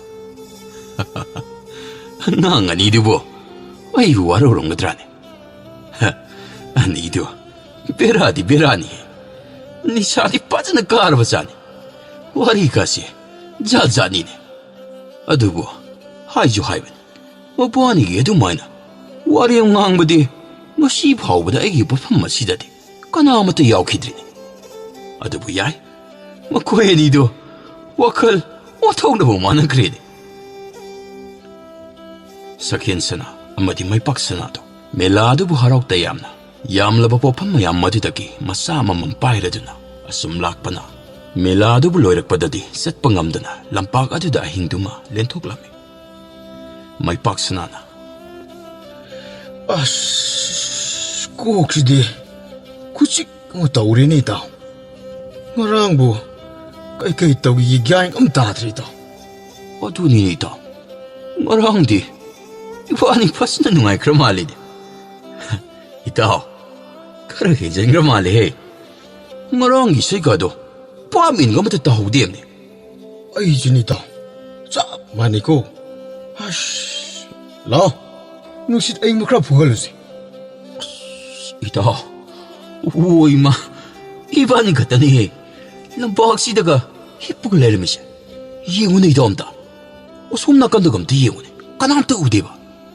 ita hokanaba tawrsi yumdasu ima babo hoidasu paamta pigide yum yaurabadi ita ibani phasadoini ita aini am pakalisina mo ibani noi babo hoiga koi babo hoiga moibunga khonga mo kwaiti thileramdana ko si khaktani aina hoji am khalaiji ta aish ita adudi hemandru nangjo adumakti tarongadaba mandeda haibadi ibani na mela yawu sakhijo akhoi loina khangauribani kaino sesi ita madudasu natte ꯑꯩꯈꯣꯏ ꯈꯨꯜꯒꯤ ꯃꯤꯌꯥꯝꯁꯨ ꯃꯦꯂꯥ ꯑꯁꯤꯕꯨ ꯈꯧꯔꯥꯡꯅ ꯉꯥꯏꯔꯒ ꯂꯩꯅꯔꯤꯕꯅꯤꯅ ꯑꯩꯈꯣꯏ ꯃꯌꯥꯝꯁꯨ ꯂꯣꯏꯅ ꯂꯥꯛꯏꯁꯤꯗꯤ ꯏꯇꯥꯎ ꯏꯇꯥꯎ ꯃꯣꯏꯕꯨꯡ ꯈꯣꯡꯕ ꯀꯥꯏꯗꯨꯗꯤ ꯇꯧꯔꯝꯃꯣꯏꯗ ꯌꯥꯝ ꯍꯦꯟꯖꯟꯅꯁꯨ ꯈꯟꯖꯤꯜꯂꯨꯅꯨ ꯀꯩꯗꯧꯔꯒꯦ ꯑꯁ ꯏꯇꯥꯎ ꯅꯪꯒꯤ ꯋꯥꯔꯤꯗꯣ ꯀꯣꯛꯀ ꯆꯤꯛꯈꯠꯂꯛꯀꯦ ꯇꯧꯏꯀꯣ ꯆꯨꯝꯃꯗꯤ ꯆꯨꯝꯕ ꯏꯇꯥꯎꯅ ꯍꯥꯏꯔꯤꯗꯤ ꯌꯥꯝ ꯆꯨꯝꯃꯤ ꯑꯁ ꯀꯣꯛꯀꯥꯁꯦ ꯍꯥꯀꯠꯆꯕꯅ ꯌꯥꯗ꯭ꯔꯦ ꯏꯇꯥꯎ ꯑꯗꯣ ꯏꯇꯥꯎ ꯅꯪꯅ ꯍꯥꯏꯕꯗꯤ ꯌꯥꯝ ꯆꯨꯝꯃꯤꯅꯦ 이반이 ngaraangdi macha amatang na 파네암디 닥쳤그래 헤이 어디네 이다 아이디 아이는 사이다기 레리시 이다 프라탈랑말랑 어머다님네 시시 아이는 거지 이사는 앙저리시 시북견민 빠미 아무도 따더라버님 마나리 다 사백 마나리 라오세 이싱라 사나브라 카이노 까이까이 그렇사 산들디 푹시 향항부도 못 떠올리다. 쏴나부도 칼을 쐈을라가 요만부도 농아이나 보이다. 칼아 묵 타선지 아이브로. 까이노 있다. 박이 떠보니다 있다. 너 떠우yen게 떠보니 그더러게. 하이조 하이브니다. 너랑디 칼아다는데 뻔함 해진 거라보니. 아도 이반이 밀라도 여러가 로이 보이러지. 아도가 타වක් 티네 못 떠오진 하이나기만이 있다. 야이 그더러게 있다. ꯑꯩꯈꯣꯏꯒꯤ ꯄꯨꯟꯁꯤꯁꯨ ꯌꯥꯝꯅ ꯇꯥꯡꯅ ꯄꯣꯛꯄ ꯃꯄꯣꯛꯅꯤ ꯍꯥꯏꯗꯅ ꯍꯥꯏꯅꯔꯤꯕꯅꯤ ꯀꯩꯅꯣ ꯏꯇꯥꯎ ꯑꯩꯈꯣꯏꯒꯤ ꯄꯥꯟꯗꯝ ꯑꯃꯗꯤ ꯊꯝꯗꯕ ꯌꯥꯔꯣꯏꯗꯧꯔꯤꯕꯅꯤ ꯊꯕꯛ ꯊꯤꯁꯤ ꯏꯇꯥꯎ ꯃꯥꯏ ꯄꯥꯛꯀꯗꯕ ꯂꯝꯕꯤ ꯑꯃꯗꯤ ꯁꯣꯏꯗꯅ ꯊꯤꯁꯤ ꯏꯇꯥꯎ ꯏꯇꯥꯎꯅ ꯍꯥꯏꯕꯗꯣ ꯑꯩꯁꯨ ꯌꯥꯏ ꯃꯗꯨꯃꯛꯅꯤ ꯏꯇꯥꯎ ꯑꯩꯅ ꯅꯉꯣꯟꯗꯩ ꯇꯥꯅꯤꯡꯕꯁꯨ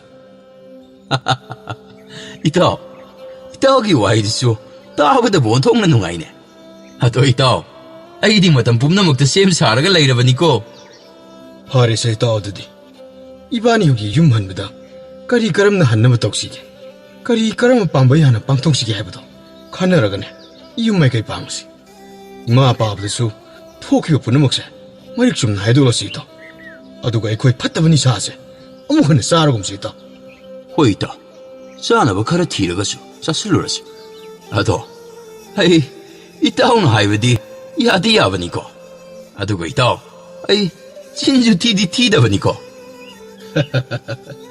ꯑꯩꯗꯤ ꯏꯇꯥꯎꯅ ꯍꯥꯏꯕ ꯌꯥꯗ꯭ꯔꯕꯅꯤ ꯏꯇꯥꯎ ꯏꯇꯥꯎꯅ ꯍꯥꯏꯕꯒꯤꯗꯃꯛ ꯅꯠꯇ꯭ꯔꯣ ꯉꯔꯥꯡ ꯏꯕꯥꯅꯤ ꯄꯨꯟꯅ ꯃꯍꯥꯎ ꯇꯪꯃꯤꯟꯅꯈꯤꯕꯗꯣ ꯏꯇꯥꯎ ꯍꯣꯏꯁꯦ ꯐꯔꯦ ꯏꯇꯥꯎ ꯉꯁꯤ ꯍꯥꯏꯕ ꯅꯨꯃꯤꯠꯁꯤꯗꯒꯤ ꯃꯃꯤꯡ ꯐꯥꯎ ꯄꯜꯂꯒꯨꯝꯁꯤ ꯏꯇꯥꯎ ꯉꯔꯥꯡꯒꯤ ꯉꯛꯁꯝ ꯄꯥꯏꯔꯒ ꯏꯜꯂꯛꯈꯤꯕꯗꯨꯁꯨ ꯏꯕꯥꯅꯤꯅ ꯁꯣꯏꯕꯅꯤ 이반이제 미니 프로젝트도 얌나 바랍니다. 마시 보시 액도르버디 아까이브 학들 하가도리다. 리에버시다. 호이다. 이따오는 하이바 얌나 좀. 이따오고 소이는 망한 거 짱만나 크라버네이다. 나 따오감 소이 크레이다. 아도 보이쇼. 보스가 되는 미워에 먹임 팜다. 아까이브 그야 목비 하이바다. 너랑기 타고도 어디나 있다. 봄나 먹강네. 아도 나이쇼 있다. मधुदगी वखल लापना लेरगे हाइना खल इताओ मधुनी पुंसीदा आराम तौदबा आराम लंगसिलुदबा कनासु लेरoi ताओ इमान हाइबा मगक्सु लेइ ताओ पुंसीदा अफबा माइ पाकबा हाइबसे अमुक्ता माइ थिरुद्रिबा मिसक्तु नते फत्तबा क्या माइ थिरेबा मतुंग कया अदुदगी ngamnaba hogolakpa adubuni aduni ताओ मरुक अमा ओइरबदि अमनु हाइबा अमनु तानागदबनि इताओ हाइबा याख्रबनि हुजिक्ति ꯑꯩꯈꯣꯏꯒꯤ ꯇꯨꯡꯒꯤ ꯄꯨꯟꯁꯤꯒꯤꯗꯃꯛ ꯊꯕꯛ ꯁꯨꯔꯒꯅꯦ ꯏꯃꯥ ꯄꯥꯕꯕꯨ ꯅꯨꯡꯉꯥꯏꯅ ꯊꯝꯅꯕ ꯏꯇꯥꯎ ꯅꯇꯥꯎꯅ ꯊꯕꯛ ꯁꯨꯕ ꯍꯥꯏꯕꯁꯤꯗ ꯄꯨꯟꯁꯤꯒꯤ ꯂꯝꯖꯦꯜ ꯌꯥꯎꯔꯨꯔꯁꯤ ꯏꯇꯥꯎ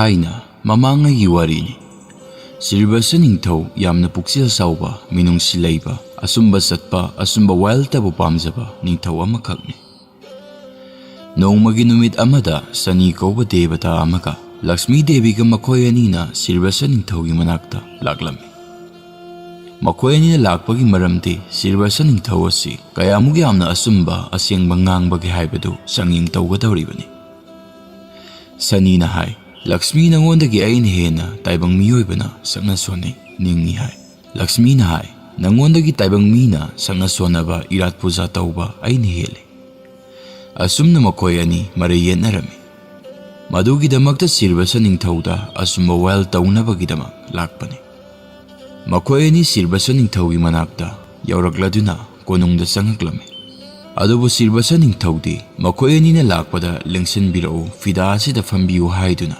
सनागी तांगबल अमा लुपागी तांगबल अमा थारमे सनागी तांगबलदा लक्ष्मीना फंखी लुपागी तांगबलदना सनीना फंखी अदुगु मखोय अनिना निंगथौदा हारक्लमे इनिंगथौ अखोय अनि असे ताइबंग मीना निंगबा इरात पूजा तौबा असे अइने हेले हाय माना हेले हाय अदुना मरै अदुम येनदुना लैरे निंगथौ निंगथौना असुंबा वाइल बिचार मता तौबियो मसिदा निंगथौ अदुना खुमलै ꯑꯩꯗꯤ ꯉꯁꯥꯏꯅ ꯈꯪꯈ꯭ꯔꯦ ꯑꯗꯨꯅ ꯑꯩꯒꯤꯗꯤ ꯕꯤꯆꯥꯔ ꯂꯣꯏꯈ꯭ꯔꯦꯅꯦ ꯑꯦ ꯀꯔꯝꯅ ꯅꯤꯡꯊꯧ ꯑꯩꯅ ꯊꯥꯖꯔꯤꯕ ꯐꯤꯗꯥꯁꯦ ꯁꯅꯥꯒꯤ ꯇꯥꯡꯕꯜ ꯑꯃꯒ ꯂꯨꯄꯥꯒꯤ ꯇꯥꯡꯕꯜ ꯑꯃꯒꯅꯤ ꯑꯗꯨꯅ ꯁꯅꯥꯒꯤ ꯐꯤꯗꯥꯗ ꯐꯝꯕ ꯗꯦꯕꯇꯥꯅ ꯍꯦꯜꯂꯤ ꯍꯥꯏꯅ ꯐꯣꯡꯗꯣꯛꯆꯈ꯭ꯔꯕꯅꯤ ꯑꯗꯨꯅ ꯂꯨꯄꯥꯒꯤ ꯐꯤꯗꯥꯗ ꯊꯥꯕꯗ ꯐꯝꯕꯅ ꯈꯔ ꯋꯥꯠꯂꯤ ꯍꯥꯏꯗꯨꯅ ꯑꯩꯒꯤꯗꯤ ꯋꯥꯌꯦꯜ ꯄꯤꯖꯈ꯭ꯔꯦ Wahaidu tabada sanina sauraduna mapi kalladuna mamit mana langthoaduna Silbasa ningthauda haireklame.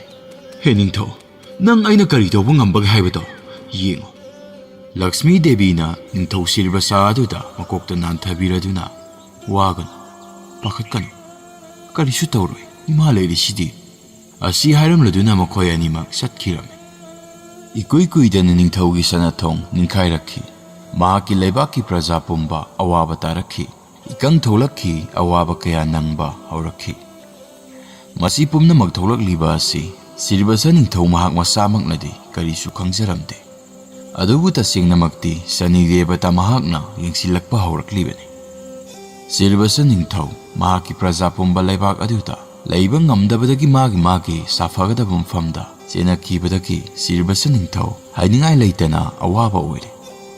Aduga mahak masamaksu leibak adubu thadoktuna satpa tare. Mahaki araiba sana lupa pirol khara yomsinduna mahaki nupi Maharani Chintamaniga loinana sana konung thadorakle. Makhoi asum khara lakle asomdana Sanina makhoi anina lakliba adu urame. Sanina khalle makhoi anina purakliba mafi maro sana lupa khara se aina mulaudaba yate. Somdana asum lakpana umang ama fauraduna laklame. Khangaudana umang adu isingi achauba ipak ama olakki. Tanza asida Sanina hi honba nupa amagi saktamda segaiba hi ama honduna laklame. Aduga makhoi anigi manak tamna hi adubu honjilaklame. Aduga haire Mahaswai ipak asibu lanbigadoribra. Ahoy akoibu khara lanbiyo. Adu aiki hi asidi pulap lanbadi yaroini Mahaswai. Loina lanthokpiyo hairagana pota hana lanbiyura. Natraga Mahaswai hana lanbiyura. Natragana ibema asibu hana lanbiyura. Adu oirabadi akoigi potse hana lanbiro. Asum tauna mahaki pottu segaiba hi aduda hapsille. Aduga hi honba adu mamai laiduna hi honba hauki. Isingi iyai yorakpada hi honba adusu swai mangki. Aduga isingi ipak adusu hanakom achauba umang ama oina leirakhi. Asum tauna Silbasa ningthauka Sintamaniga makhoi ani ngakna leinarame. Sintamanina haire kari matawna tawriba asiboi ningthau khangde aisu karina tawriba ase kasigi matawse aisu angakpa phaw karam tawsige aikoigi khara yaujarakpa sanalupa pirol khara sise oina mangkhre ibani hoji karam tawni. Asumna mathawai wana umang adubu fawraga lakpada sanbi ama thengnarame. Sanbi adugi manakta makhoi ani ngahak potharame. Potharingai serak aduda sanbi adu santhi faraklame. Mahakna farakliba santhi adu sana ngakta oirame. Ningthau aduna haish karina tawriba aside masigi sanbi asina farakliba aside sana ngaktanine kari matawna tawriba aside iningthau masigi sana singse iningthaugi ming loina thajilase. Asumna sana sing aduda Silbasa haiduna loina thajilame. Adubu tasengbadi sana fairiba sanna sidi Lakshmi Devi na sayon tawduna olakpa sanbi oiram. Khangaudana sanbi adu sana mayam ama fairamlaga khangaudaba mikupta mangki. Makhoi anina sana sing adubu karamna pugani haiduna khanarame. Adubu khanaringai sarak aduda Sanina amu urame. Sanina pamlibadi makhoi anibu yamna waba punsi amada hinganba haibasini. Ngahak lairaba matung khangaudana isingi ipak ama amu leirakhi.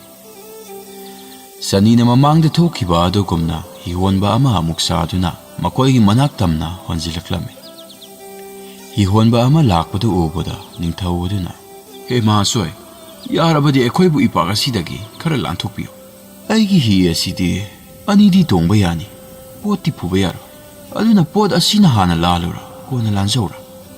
Masida ningthau aduna mahaki pot adubu hana lanbiyu haibadagi hihonba aduna mahaki pot adubu puduna hi adu mamai laithoktuna paklabai iyai adu tamna honjinki. Adubu angakpani mamangda thokkiba adugum hi adu ipak adugi mayai hek yaukhibaga ipak adusu hihonba adusu punna mangkhirame. Oiriba matau aduda makhoi ani punna ngaklame. Ningthau aduna Chintamani ibanigi laibaga sibu karino awaba amagi mathakta awaba ngakta kadaiduna ꯀꯗꯥꯏꯗꯅꯣ ꯏꯕꯥꯅꯤꯕꯨ ꯄꯟꯊꯨꯡ ꯑꯣꯏꯔꯒꯗꯧꯔꯤꯕ? ꯑꯁꯨꯝꯅ ꯃꯊꯋꯥꯏ ꯋꯥꯅ ꯋꯥꯅ ꯂꯥꯛꯄꯅ ꯃꯈꯣꯏ ꯑꯅꯤ ꯈꯨꯡꯒꯪ ꯑꯃꯗ ꯊꯨꯡꯈꯤ꯫ ꯈꯨꯡꯒꯪ ꯑꯗꯨꯗ ꯑꯍꯜ ꯑꯣꯏꯔꯕꯤ ꯍꯅꯨꯕꯤ ꯑꯃꯒꯤ ꯃꯌꯨꯝꯗ ꯆꯪꯂꯛꯈꯤ꯫ ꯅꯤꯡꯊꯧꯅ "ꯑꯣ, ꯌꯨꯝ ꯑꯁꯤꯕꯨ ꯀꯅꯥ ꯀꯅꯥ ꯂꯩꯕꯤꯒꯦ? ꯑꯣ, ꯌꯨꯝꯁꯤꯕꯨ ꯀꯅꯥ ꯀꯅꯥ ꯂꯩꯕꯒꯦ?" ꯑꯍꯜ ꯑꯣꯏꯔꯕꯤ ꯍꯅꯨꯕꯤ ꯑꯃ ꯊꯣꯔꯛꯇꯨꯅ "ꯏꯕꯨꯡꯉꯣ, ꯀꯅꯥ ꯍꯪꯕꯤꯕꯅꯣ? ꯑꯕꯣ, ꯉꯁꯤꯗꯤ ꯑꯩꯈꯣꯏ ꯁꯤꯗ ꯈꯔ ꯂꯩꯖꯒꯦ ꯑꯕꯣ." "ꯏꯕꯨꯡꯉꯣ, ꯂꯩꯌꯣ ꯂꯩꯌꯣ, ꯑꯕꯣꯛꯁꯨ ꯏꯊꯟꯇꯅꯤ, ꯄꯨꯟꯅ ꯂꯩꯃꯤꯟꯅꯁꯤ." ꯅꯨꯃꯤꯠ ꯑꯗꯨꯒꯤ ꯅꯨꯃꯤꯗꯥꯡ ꯑꯗꯨꯗ ꯑꯍꯜ ꯑꯣꯏꯔꯕꯤ ꯍꯅꯨꯕꯤ ꯑꯗꯨꯒ ꯁꯤꯔꯕꯥꯁꯥ ꯅꯤꯡꯊꯧ ꯆꯤꯟꯇꯥꯃꯅꯤ ꯃꯈꯣꯏ ꯑꯍꯨꯝ ꯋꯥꯔꯤ ꯁꯥꯟꯅꯔꯝꯃꯤ꯫ ꯃꯗꯨꯗ ꯍꯅꯨꯕꯤ ꯑꯗꯨꯅ ꯃꯈꯣꯏꯕꯨ ꯀꯗꯥꯏꯗꯒꯤ ꯂꯥꯛꯄꯅꯣ, ꯃꯇꯧ ꯀꯔꯝꯅ ꯃꯐꯝ ꯑꯁꯤꯗ ꯌꯧꯔꯛꯂꯤꯕꯅꯣ ꯍꯥꯏꯗꯨꯅ ꯍꯪꯂꯛꯂꯝꯃꯤ꯫ ꯃꯗꯨꯗ ꯅꯤꯡꯊꯧ ꯑꯗꯨꯅ "ꯑꯕꯣ, ꯑꯩꯈꯣꯏꯒꯤ ꯂꯩꯕꯥꯛ ꯑꯗꯣ ꯏꯀꯪ ꯊꯣꯛꯄꯗꯒꯤ ꯑꯩꯈꯣꯏꯁꯦ ꯋꯥꯃꯟꯗꯨꯅ ꯑꯩꯈꯣꯏꯒꯤ ꯂꯩꯕꯥꯛ ꯑꯗꯣ ꯊꯥꯗꯣꯛꯑꯒ ꯂꯥꯛꯄꯅꯦ ꯑꯕꯣ꯫ ꯑꯗꯨꯗꯤ ꯑꯕꯣꯛꯀꯤꯁꯤꯗ ꯃꯇꯝ ꯈꯔ ꯂꯩꯊꯣꯛꯑꯁꯨ ꯉꯥꯏꯗꯅ? ꯑꯩꯈꯣꯏꯒꯤ ꯈꯨꯡꯒꯪ ꯑꯁꯤꯗꯤ ꯆꯤꯡꯗ ꯆꯠꯂꯒ ꯁꯤꯡ ꯌꯥꯜꯂꯒ ꯃꯗꯨꯗꯒꯤ ꯁꯤꯡ ꯑꯗꯨ ꯌꯣꯜꯂꯒ ꯆꯥꯅꯔꯤꯕꯅꯤ꯫ ꯃꯁꯤꯅ ꯑꯩꯈꯣꯏꯒꯤꯗꯤ ꯁꯤꯟꯐꯝ ꯑꯣꯏꯔꯤꯕꯅꯤ꯫ ꯑꯩꯈꯣꯏ ꯀꯔꯤꯃꯠꯇ ꯈꯜꯂꯨꯅꯨꯀꯣ, ꯅꯨꯡꯉꯥꯏꯅ ꯑꯕꯣꯛꯀꯤꯁꯤꯗ ꯂꯩꯊꯣꯛꯑꯣ." ꯑꯁꯨꯝꯅ ꯃꯈꯣꯏ ꯑꯍꯨꯝ ꯍꯔꯥꯎ ꯇꯌꯥꯝꯅ ꯑꯋꯥ ꯅꯨꯡꯉꯥꯏ ꯋꯥꯔꯤ ꯁꯥꯟꯅꯗꯨꯅ ꯂꯩꯔꯝꯃꯤ꯫ ꯃꯊꯪꯒꯤ ꯅꯨꯃꯤꯠꯇ ꯁꯤꯔꯕꯥꯁꯥ ꯅꯤꯡꯊꯧꯅ "ꯍꯥꯏ, ꯇꯥꯔꯤꯕ꯭ꯔꯥ? ꯆꯤꯟꯇꯥꯃꯅꯤ, ꯑꯩ ꯈꯨꯜ ꯑꯁꯤꯒꯤ ꯆꯤꯡ ꯑꯁꯤꯗ ꯁꯤꯡ ꯆꯟꯕ ꯆꯠꯂꯨꯈꯤꯒꯦ꯫ ꯅꯍꯥꯛ ꯃꯄꯥꯟ ꯊꯣꯛꯄ ꯌꯥꯗꯦꯀꯣ, ꯑꯩꯒꯤ ꯑꯌꯥꯕ ꯌꯥꯎꯗꯅ ꯀꯣꯟꯊꯣꯡ ꯋꯥꯡꯃ ꯂꯥꯟꯕ ꯌꯥꯗꯦꯀꯣ, ꯌꯨꯝꯗ ꯑꯗꯨꯝ ꯂꯩꯒꯗꯕꯅꯤ." ꯑꯁꯤ ꯍꯥꯏꯔꯝꯂꯒ ꯅꯤꯡꯊꯧ ꯑꯗꯨ ꯆꯤꯡꯗ ꯁꯤꯡ ꯆꯟꯕ ꯆꯠꯈꯤ꯫ ꯁꯤꯡ ꯆꯟꯕ ꯂꯣꯏꯔꯗꯨꯅ ꯁꯤꯔꯕꯥꯁꯥ ꯃꯌꯨꯝꯗ ꯍꯜꯂꯛꯂꯝꯃꯤ꯫ ꯃꯍꯥꯛꯅ ꯆꯤꯡꯗꯒꯤ ꯍꯜꯂꯛꯄꯗ ꯆꯤꯟꯇꯥꯃꯅꯤꯗ ꯍꯥꯏꯔꯛꯂꯝꯃꯤ꯫ "ꯆꯤꯟꯇꯥꯃꯅꯤ, ꯀꯨꯏꯔꯦ ꯉꯥ ꯆꯥꯗꯕ꯫ ꯉꯁꯤꯗꯤ ꯑꯩꯅ ꯁꯤꯡ ꯆꯟꯕ ꯆꯠꯄꯗ ꯑꯩꯅ ꯄꯣꯊꯥꯔꯤꯉꯩꯗ ꯑꯩꯒꯤ ꯅꯥꯛꯇ ꯈꯣꯡ ꯃꯆꯥ ꯑꯃ ꯂꯩꯔꯝꯃꯤ꯫ ꯃꯗꯨꯗ ꯁ꯭ꯔꯣꯛ ꯁ꯭ꯔꯣꯛ ꯂꯥꯎꯋꯦ ꯍꯥꯏꯗꯨꯅ ꯌꯦꯡꯉꯨꯕꯗ ꯉꯥꯃꯨ ꯑꯃ ꯂꯩꯔꯝꯃꯤ꯫ ꯉꯥꯃꯨ ꯑꯁꯦ ꯑꯩꯅ ꯐꯥꯔꯛꯑꯦ꯫ ꯁꯦ, ꯃꯁꯤ ꯂꯧꯔꯒ ꯆꯥꯁꯤ, ꯀꯨꯏꯔꯦ ꯉꯥ ꯆꯥꯗꯕ." ꯑꯁꯤ ꯍꯥꯏꯗꯨꯅ ꯆꯤꯟꯇꯥꯃꯅꯤꯗ ꯄꯤꯔꯛꯂꯝꯃꯤ꯫ ꯆꯤꯟꯇꯥꯃꯅꯤꯅ ꯉꯥꯃꯨ ꯑꯗꯨꯕꯨ ꯃꯩꯗ ꯐꯖꯅ ꯂꯧꯔꯗꯨꯅ ꯃꯍꯥꯛꯅ ꯑꯔꯧꯕ ꯉꯥꯃꯨ ꯑꯗꯨꯕꯨ ꯄꯨꯗꯨꯅ ꯇꯨꯔꯦꯜꯗ ꯆꯥꯝꯊꯣꯛꯀꯦ ꯍꯥꯏꯗꯨꯅ ꯀꯨꯝꯊꯔꯛꯂꯝꯃꯤ꯫ ꯑꯗꯨꯕꯨ ꯃꯍꯥꯛꯅ ꯇꯧꯔꯤꯕ ꯑꯗꯨ ꯁꯅꯤꯅ ꯑꯃꯨꯛꯀꯁꯨ ꯎꯔꯝꯃꯤ꯫ ꯁꯅꯤꯅ ꯈꯜꯂꯤ, "ꯍꯩꯁ, ꯃꯈꯣꯏ ꯑꯅꯤꯁꯤ ꯉꯥ ꯆꯥꯈꯤꯗꯧꯔꯦꯅꯦ꯫ ꯃꯈꯣꯏ ꯉꯥ ꯄꯤꯖꯕ ꯌꯥꯗꯦ꯫ ꯑꯗꯨꯅ ꯑꯩ ꯍꯧꯖꯤꯛ ꯀꯩꯗꯧꯕ ꯇꯥꯏ? ꯀꯥꯟꯅꯗꯦ, ꯃꯁꯤꯗꯤ ꯑꯩꯒꯤ ꯊꯋꯥꯏꯁꯦ ꯉꯥꯃꯨ ꯑꯁꯤꯗ ꯆꯣꯡꯁꯤꯜꯂꯒ ꯉꯥꯃꯨ ꯑꯁꯤꯕꯨ ꯍꯦꯛ ꯊꯤꯡꯍꯜꯂꯒꯦ." ꯇꯥꯟꯖꯥ ꯑꯁꯤꯗ ꯆꯤꯟꯇꯥꯃꯅꯤꯅ ꯉꯥꯃꯨ ꯑꯗꯨꯕꯨ ꯇꯨꯔꯦꯜ ꯑꯗꯨꯗ ꯆꯥꯝꯕ ꯍꯧꯔꯛꯂꯝꯃꯤ꯫ ꯃꯗꯨꯗ ꯁꯅꯤꯅ ꯃꯍꯥꯛꯀꯤ ꯊꯋꯥꯏ ꯑꯗꯨꯕꯨ ꯉꯥꯃꯨ ꯑꯗꯨꯗ ꯆꯣꯡꯁꯤꯟꯈꯤꯔꯝꯃꯤ꯫ ꯈꯪꯍꯧꯗꯅ ꯉꯥꯃꯨ ꯑꯗꯨ ꯑꯍꯤꯡꯕ ꯑꯣꯏꯔꯛꯇꯨꯅ ꯏꯁꯤꯡꯗ ꯆꯦꯟꯈꯤꯔꯝꯃꯤ꯫ ꯆꯤꯟꯇꯥꯃꯅꯤ ꯃꯈꯨꯠꯇꯒꯤ ꯅꯥꯟꯊꯣꯛꯂꯒ ꯍꯤꯡꯉꯛꯂꯒ ꯆꯦꯟꯈꯤꯕ ꯑꯗꯨ ꯎꯕꯗ ꯉꯛꯄꯣꯏ ꯄꯥꯈꯠꯄꯣꯏ ꯃꯌꯨꯝꯗ ꯆꯦꯟꯈꯠꯂꯝꯃꯤ꯫ ꯑꯗꯨꯒ ꯃꯍꯥꯛꯅ ꯌꯥꯝꯅ ꯄꯥꯈꯠꯅ ꯁꯤꯔꯕꯥꯁꯥ ꯅꯤꯡꯊꯧꯗ ꯇꯝꯂꯝꯃꯤ꯫ "ꯏꯅꯤꯡꯊꯧ, ꯉꯥꯃꯨ ꯑꯗꯣ ꯑꯩꯅ ꯃꯩꯗ ꯐꯖꯅ ꯂꯧꯕ ꯂꯣꯏꯔꯕꯅꯤ, ꯑꯗꯨꯒ ꯑꯩꯅ ꯇꯨꯔꯦꯜꯗ ꯆꯥꯝꯂꯨꯕꯗ ꯈꯪꯍꯧꯗꯅ ꯍꯤꯡꯂꯒ ꯉꯥꯃꯨ ꯑꯗꯣ ꯏꯁꯤꯡꯗ ꯆꯦꯟꯈ꯭ꯔꯦ." ꯋꯥꯍꯩ ꯑꯗꯨ ꯇꯥꯕꯗ ꯅꯤꯡꯊꯧꯁꯨ ꯑꯉꯛꯄ ꯐꯪꯅ ꯉꯛꯄ ꯐꯥꯎꯈꯤ꯫ ꯅꯤꯡꯊꯧ ꯑꯗꯨꯅ "ꯀꯔꯤꯅꯣꯅꯦ, ꯑꯩꯈꯣꯏꯗ ꯊꯣꯛꯂꯤꯕꯁꯤꯡ ꯑꯁꯤꯕꯣ? ꯑꯗꯨꯕꯨ ꯀꯩꯗꯧꯔꯨꯅꯤ, ꯆꯦꯟꯈ꯭ꯔꯕꯗꯤ ꯆꯦꯟꯈ꯭ꯔꯦꯗꯅ, ꯆꯥꯅꯨꯅ ꯇꯝꯂꯝꯕꯒꯤꯅꯤ." ꯅꯤꯡꯊꯧ ꯑꯁꯤꯅ ꯃꯍꯥꯛꯀꯤ ꯅꯨꯄꯤ ꯑꯁꯤꯗ ꯑꯁꯨꯝꯅ ꯍꯥꯏꯖꯔꯕꯁꯨ ꯃꯍꯥꯛꯀꯤ ꯋꯥꯈꯜꯗꯗꯤ ꯍꯟꯗꯛ ꯃꯈꯣꯏꯗ ꯊꯣꯛꯂꯣꯏꯗꯕ ꯊꯧꯗꯣꯛꯁꯤꯡ ꯃꯌꯥꯝ ꯑꯃ ꯊꯣꯛꯂꯛꯄ ꯑꯁꯤꯗ ꯃꯊꯋꯥꯏꯗꯗꯤ ꯌꯥꯝꯅ ꯅꯨꯡꯉꯥꯏꯖꯗ꯭ꯔꯤꯕꯅꯤ꯫ ꯑꯗꯨꯕꯨ ꯇꯁꯦꯡꯕꯗꯤ ꯁꯤꯔꯕꯥꯁꯥ ꯃꯍꯥꯛꯅ ꯋꯥꯌꯦꯜ ꯕꯤꯆꯥꯔ ꯇꯧꯈꯤꯕ ꯅꯨꯃꯤꯠ ꯑꯗꯨꯗꯒꯤ ꯁꯅꯤꯅ ꯎꯍꯜꯂꯛꯄꯅꯤ ꯍꯥꯏꯕꯁꯤꯃꯗꯤ ꯁꯤꯔꯕꯥꯁꯥ ꯅꯤꯡꯊꯧ ꯃꯍꯥꯛꯅꯗꯤ ꯉꯁꯤ ꯐꯥꯎꯕ ꯁꯨꯈꯪ ꯈꯪꯖꯔꯝꯗꯦ꯫ ꯃꯊꯪꯒꯤ ꯑꯌꯨꯛꯇꯅꯤ ꯁꯤꯔꯕꯥꯁꯥ ꯆꯤꯡ ꯆꯟꯕ ꯆꯠꯅꯕꯒꯤꯗꯃꯛ ꯆꯤꯟꯇꯥꯃꯅꯤꯗ ꯍꯥꯟꯅꯒꯨꯝ ꯄꯨꯛꯃꯦꯟ ꯄꯥꯎꯃꯤꯟꯅꯔꯝꯃꯤ꯫ ꯑꯗꯨꯒ ꯁꯤꯔꯕꯥꯁꯥ ꯆꯠꯈꯤꯔꯝꯃꯤ꯫ ꯃꯍꯥꯛꯅ ꯆꯠꯈ꯭ꯔꯕ ꯃꯇꯨꯡ ꯁꯅꯤꯅ ꯈꯜꯂꯤ, "ꯁꯤꯔꯕꯥꯁꯥ ꯅꯤꯡꯊꯧ, ꯅꯍꯥꯛ ꯈꯛꯇꯃꯛꯅ ꯋꯥꯕ ꯑꯁꯦ ꯑꯩ ꯄꯦꯟꯗ꯭ꯔꯦ꯫ ꯑꯗꯨꯅ ꯑꯩꯅ ꯅꯍꯥꯛꯀꯤ ꯅꯨꯄꯤ ꯑꯁꯤꯕꯨꯁꯨ ꯀꯥꯏꯅꯍꯟꯕ ꯄꯥꯝꯃꯤ꯫ ꯑꯗꯨꯅ ꯀꯥꯏꯅꯅꯕ ꯑꯩꯅ ꯁꯤꯟꯕ ꯇꯥꯔꯦ." ꯃꯁꯤꯒꯤ ꯃꯇꯨꯡ ꯈꯪꯍꯧꯗꯅ ꯃꯈꯣꯏꯒꯤ ꯇꯨꯔꯦꯜ ꯑꯗꯨꯗ ꯍꯤ ꯍꯣꯟꯕ ꯃꯌꯥꯝ ꯑꯃ ꯂꯥꯛꯂꯝꯃꯤ꯫ ꯍꯤ ꯍꯣꯟꯕꯁꯤꯡ ꯑꯗꯨꯒꯤ ꯃꯔꯛꯇꯒꯤ ꯍꯤ ꯑꯃꯗꯤ ꯂꯦꯡꯕ ꯑꯣꯠꯄ ꯌꯥꯗꯅ ꯆꯞ ꯂꯦꯞꯇꯨꯅ ꯂꯩꯈ꯭ꯔꯦ꯫ ꯑꯣꯏꯔꯤꯕ ꯃꯇꯧ ꯑꯗꯨꯗ ꯑꯃꯥꯏꯕ ꯑꯃꯥꯏꯕꯤ ꯇꯥꯟꯅꯗꯨꯅ ꯌꯦꯡꯂꯝꯃꯤ꯫ ꯃꯗꯨꯗ ꯑꯃꯥꯏꯕ ꯑꯃꯥꯏꯕꯤ ꯑꯗꯨꯅ ꯈꯨꯜ ꯑꯗꯨꯗꯒꯤ ꯃꯇꯤꯛ ꯃꯌꯥꯏ ꯂꯩꯔꯕꯤ ꯁꯇꯤ ꯙꯔꯃ ꯆꯦꯟꯕꯤ ꯅꯨꯄꯤ ꯑꯃꯅ ꯍꯤ ꯑꯗꯨꯕꯨ ꯁꯣꯛꯂꯕꯗꯤ ꯁꯣꯏꯗꯅ ꯆꯠꯀꯅꯤ ꯌꯥꯒꯅꯤ ꯍꯥꯏꯗꯨꯅ ꯍꯥꯏꯔꯛꯂꯝꯃꯤ꯫ ꯑꯗꯨꯅ ꯈꯨꯜ ꯑꯗꯨꯗ ꯂꯩꯔꯤꯕ ꯅꯨꯄꯤ ꯈꯨꯗꯤꯡꯃꯛꯄꯨ ꯑꯃꯃꯝꯇ ꯑꯣꯏꯅ ꯊꯣꯛꯍꯜꯂꯒ ꯁꯣꯛꯍꯜꯂꯝꯃꯤ꯫ ꯃꯗꯨꯗ ꯅꯨꯄꯤ ꯑꯃꯠꯇꯅ ꯁꯣꯛꯄꯗ ꯍꯤ ꯑꯗꯨꯕꯨ ꯆꯠꯂꯨ ꯍꯥꯏꯕ ꯃꯆꯤ ꯂꯦꯡꯉꯨ ꯍꯥꯏꯕ ꯌꯥꯔꯝꯗꯦ꯫ Sita uba kana kana yenglubada Sintamani mathantama ngairami. Sintamani da hi adu busoknaba haijarami. Sintamani na aidi puroiba chingda singchanba chatke. Mahaki yathang yaudenati hi adu busokpa chatpa ai ngamjaram. Mahak laklaga mahaki yathang phanglaga ai chatlaba su chachage. Adubu kulladugi miyam aduna haijarami. Aikhoi yanaba hainajage. Mahakna horen laklabati thengani amuktadi sokpiyo. Adubu Sintamani na yaramde. Aroibada mahaka leminariba ahal oirabi hanubi aduna hairaklame. Ibema abungna horen isuda yanaba hainaki. Karisu kuiroi abuka chatsila amuktang thengaga lore. Asumna mahaka leminariba hanubi aduna hairakpa aduda Sintamani yaraklame. Hanubi aduga loinaduna hidena aduda laklame. Aduga mahakna hi adubu sokpoi soktaboi tawbada hi adu lengaklame. Hi onba sing aduna masidi sati leibi nupini lemna manghanba yade haiba matagom phaduna hinungda hapsinki. Sintamani na hinungda hapsinkibaga hi onba sing adu thuna yangna himai leiduna thauki. Matau adu ubada mahaka laminakhibi ahal oirabi hanubi adu torban aduda leptuna kaplaga lehauki. Numidang wairamgi matam yoksilakpa asida Sirbatsa singdagi halaklame. Wari pumna makhunja singamadi mabukna tamlame. Wari du tabada Sirbatsa ningthau angawa amagumna leiki. Asumna mahakna subani sagani khangdana angawa amagumna leiba matau adu ubada khunja singamadi mabuk adu yamna nungaijaramkhide. Matam kharagi matungdani makoigi kholdagi khwaidagi ina kaira khunba nupa ama leirame. Nupa adugi masanupi amaga leirame. Khunja sing amadi mabok aduna Sirbatsagidamak masanupi adubu luhongnabagidamak ina khunba nupa aduda haijarame. Ina khunba nupa adusu Sirbatsagi matik mathauna adubu munna khangbana harauna yaraklame. Asumna masanupi aduga Sirbatsaga amuk hana luhongki. Luhonglaba matung tha ama leiraka Sirbatsa ningthauna mahakki nupi atombi aduda hairaklame. Aikhoi tutorial da hi honba mayam ama leiriba ase nongma kaktang di sa khangse makhoi bu sa kauks ikubok da umktang habi yabra haina soidena tamjage makubok na su yaraduna hi honba sing adu mathang sayolda sa khangsake haiduna baton pikre sayol ama farakpada makhoi masa masagi hi holakladuna sakau balakle mathel koi langlingai sana thaknaba semlingai makhoi na ngahak potharingai Sirbatsa ningthau aduna hi sing adu loina sangsang duna yenglame.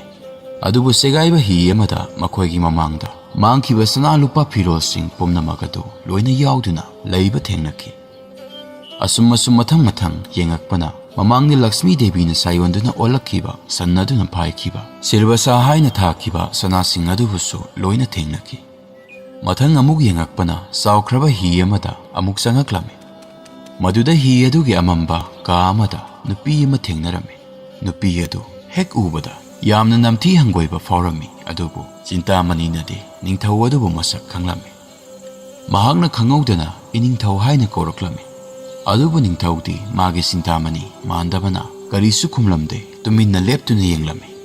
Amukasu Sintamani na iningthau aibu sak khangbidrabra ai nangi Sintamani ni adu namthikraba nasadu apatpa mayamna yomlaba nangbo aigi Sintamani ni haiba tau karamna. Sintamani na Surjadevabu amuka sukhrumjale aigi ningthau lakle aigi saktam honganbiro aina ningthau tasingna nungsibamak oirabade aigi saktam honganbiro asi haibadagi mahaki saktam adu khudakta honglaklame. Ningthauna Sintamani haiduna sensilaklame. Magi lantum magi nupi pumnamak phanglabada ningthau adu yamna haraujrame. Asomda hiwonba sing adu sa thaknarame. Tanza aduda Sirbatsana Sintamani amadi mahaki lanthum sing adu loina makhoi uhandana laukthokirame. Ngahaki matung hihonba sing adu saba thakpa loiraduna amuk magi mayumda hanakre. Makhoi sing adu hanakraba matungda mahaki makubok amadi mahaki nupi atombida magi wari pumnamak likhi. Aiha leibak amagi ningthau ai himingna Sirbatsa kawi adugu aigi nakalda lepliba asina aigi nupi Maharani Sintamani ni. Asumna hainaringaida Sanideva thoglai. Sirbatsa aihaki matam loire nangbu ngasidagi aina amuk hana wahlara nahaki leibakta hallo ai chatle. ꯃꯗꯨꯒꯤ ꯃꯇꯨꯡ ꯏꯀꯨꯏ ꯀꯨꯏꯗꯅ ꯂꯛꯁꯃꯤ ꯗꯦꯕꯤ ꯑꯃꯨꯛ ꯊꯣꯛꯂꯛꯏ꯫ ꯏꯃꯥꯒꯤ ꯏꯕꯨꯡꯉꯣ, ꯍꯧꯖꯤꯛꯇꯤ ꯏꯃꯥꯒꯤ ꯃꯇꯝ ꯂꯥꯛꯂꯦ꯫ ꯅꯍꯥꯛꯀꯤ ꯂꯩꯕꯥꯛꯇ ꯍꯜꯂꯣ꯫ ꯅꯪꯒꯤ ꯔꯥꯅꯤ ꯑꯅꯤꯁꯦ ꯄꯨꯔꯒ ꯅꯍꯥꯛꯀꯤ ꯂꯩꯕꯥꯛꯇ ꯏꯃꯥꯅꯅꯦ ꯑꯍꯣꯡ ꯑꯆꯥꯎ ꯆꯥꯍꯣꯡ ꯉꯥꯍꯣꯡꯕ ꯏꯃꯥꯅ ꯄꯤꯔꯅꯤ꯫ ꯉꯁꯤꯗꯒꯤ ꯅꯍꯥꯛꯀꯤ ꯅꯔꯩꯕꯥꯛꯇ ꯅꯨꯡꯉꯥꯏꯅ ꯄꯥꯜꯂꯨꯔꯣꯀꯣ꯫ ꯑꯁꯤ ꯍꯥꯏꯔꯝꯂꯒ ꯂꯛꯁꯃꯤꯁꯨ ꯆꯠꯈꯤ꯫ ಶ್ರೀವತ್ಸ ꯃꯍꯥꯛꯀꯤ ꯔꯥꯅꯤ ꯑꯅꯤꯕꯨ ꯄꯨꯗꯨꯅ ꯃꯍꯥꯛꯀꯤ ꯂꯩꯕꯥꯛꯇ ꯍꯜꯂꯛꯈꯤ꯫ ꯃꯍꯥꯛꯀꯤ ꯄ꯭ꯔꯖꯥ ꯄꯨꯝꯕꯁꯨ ꯂꯣꯏꯅ ꯍꯜꯂꯛꯈꯤ꯫ ꯑꯁꯨꯝ ꯇꯧꯅ ಶ್ರೀವತ್ಸ ꯅꯤꯡꯊꯧ ꯂꯩꯕꯥꯛ ꯑꯗꯨꯒꯤ ꯅꯤꯡꯊꯧ ꯑꯃꯨꯛ ꯑꯣꯏꯗꯨꯅ ꯃꯍꯥꯛꯀꯤ ꯔꯥꯅꯤ ꯑꯅꯤꯒ ꯅꯨꯡꯉꯥꯏ ꯌꯥꯏꯐꯅ ꯄꯥꯟꯈꯤ꯫ ꯋꯥꯔꯤ ꯑꯁꯤꯕꯨ ꯏꯕꯤꯔꯤꯕ ꯏꯟꯗꯤꯔꯥ ꯅꯃꯥꯏꯔꯄꯝ ꯍꯥꯏꯔꯤꯕ ꯑꯁꯤ ꯑꯩꯕꯨ ꯍꯦꯛ ꯄꯣꯛꯄ ꯑꯩꯒꯤ ꯏꯃꯥꯅꯤ꯫ ꯃꯌꯥꯝꯅ ꯋꯥꯔꯤ ꯑꯁꯤꯕꯨ ꯃꯄꯨꯡ ꯐꯥꯅ ꯇꯥꯕꯤꯔꯕꯗꯤ ꯑꯁꯦꯡꯕ ꯋꯥꯔꯣꯜ ꯑꯗꯨ ꯀꯃꯦꯟꯇ ꯁꯨꯡꯁꯣꯏ ꯁꯣꯏꯗꯅ ꯊꯝꯕꯤꯔꯝꯃꯨ꯫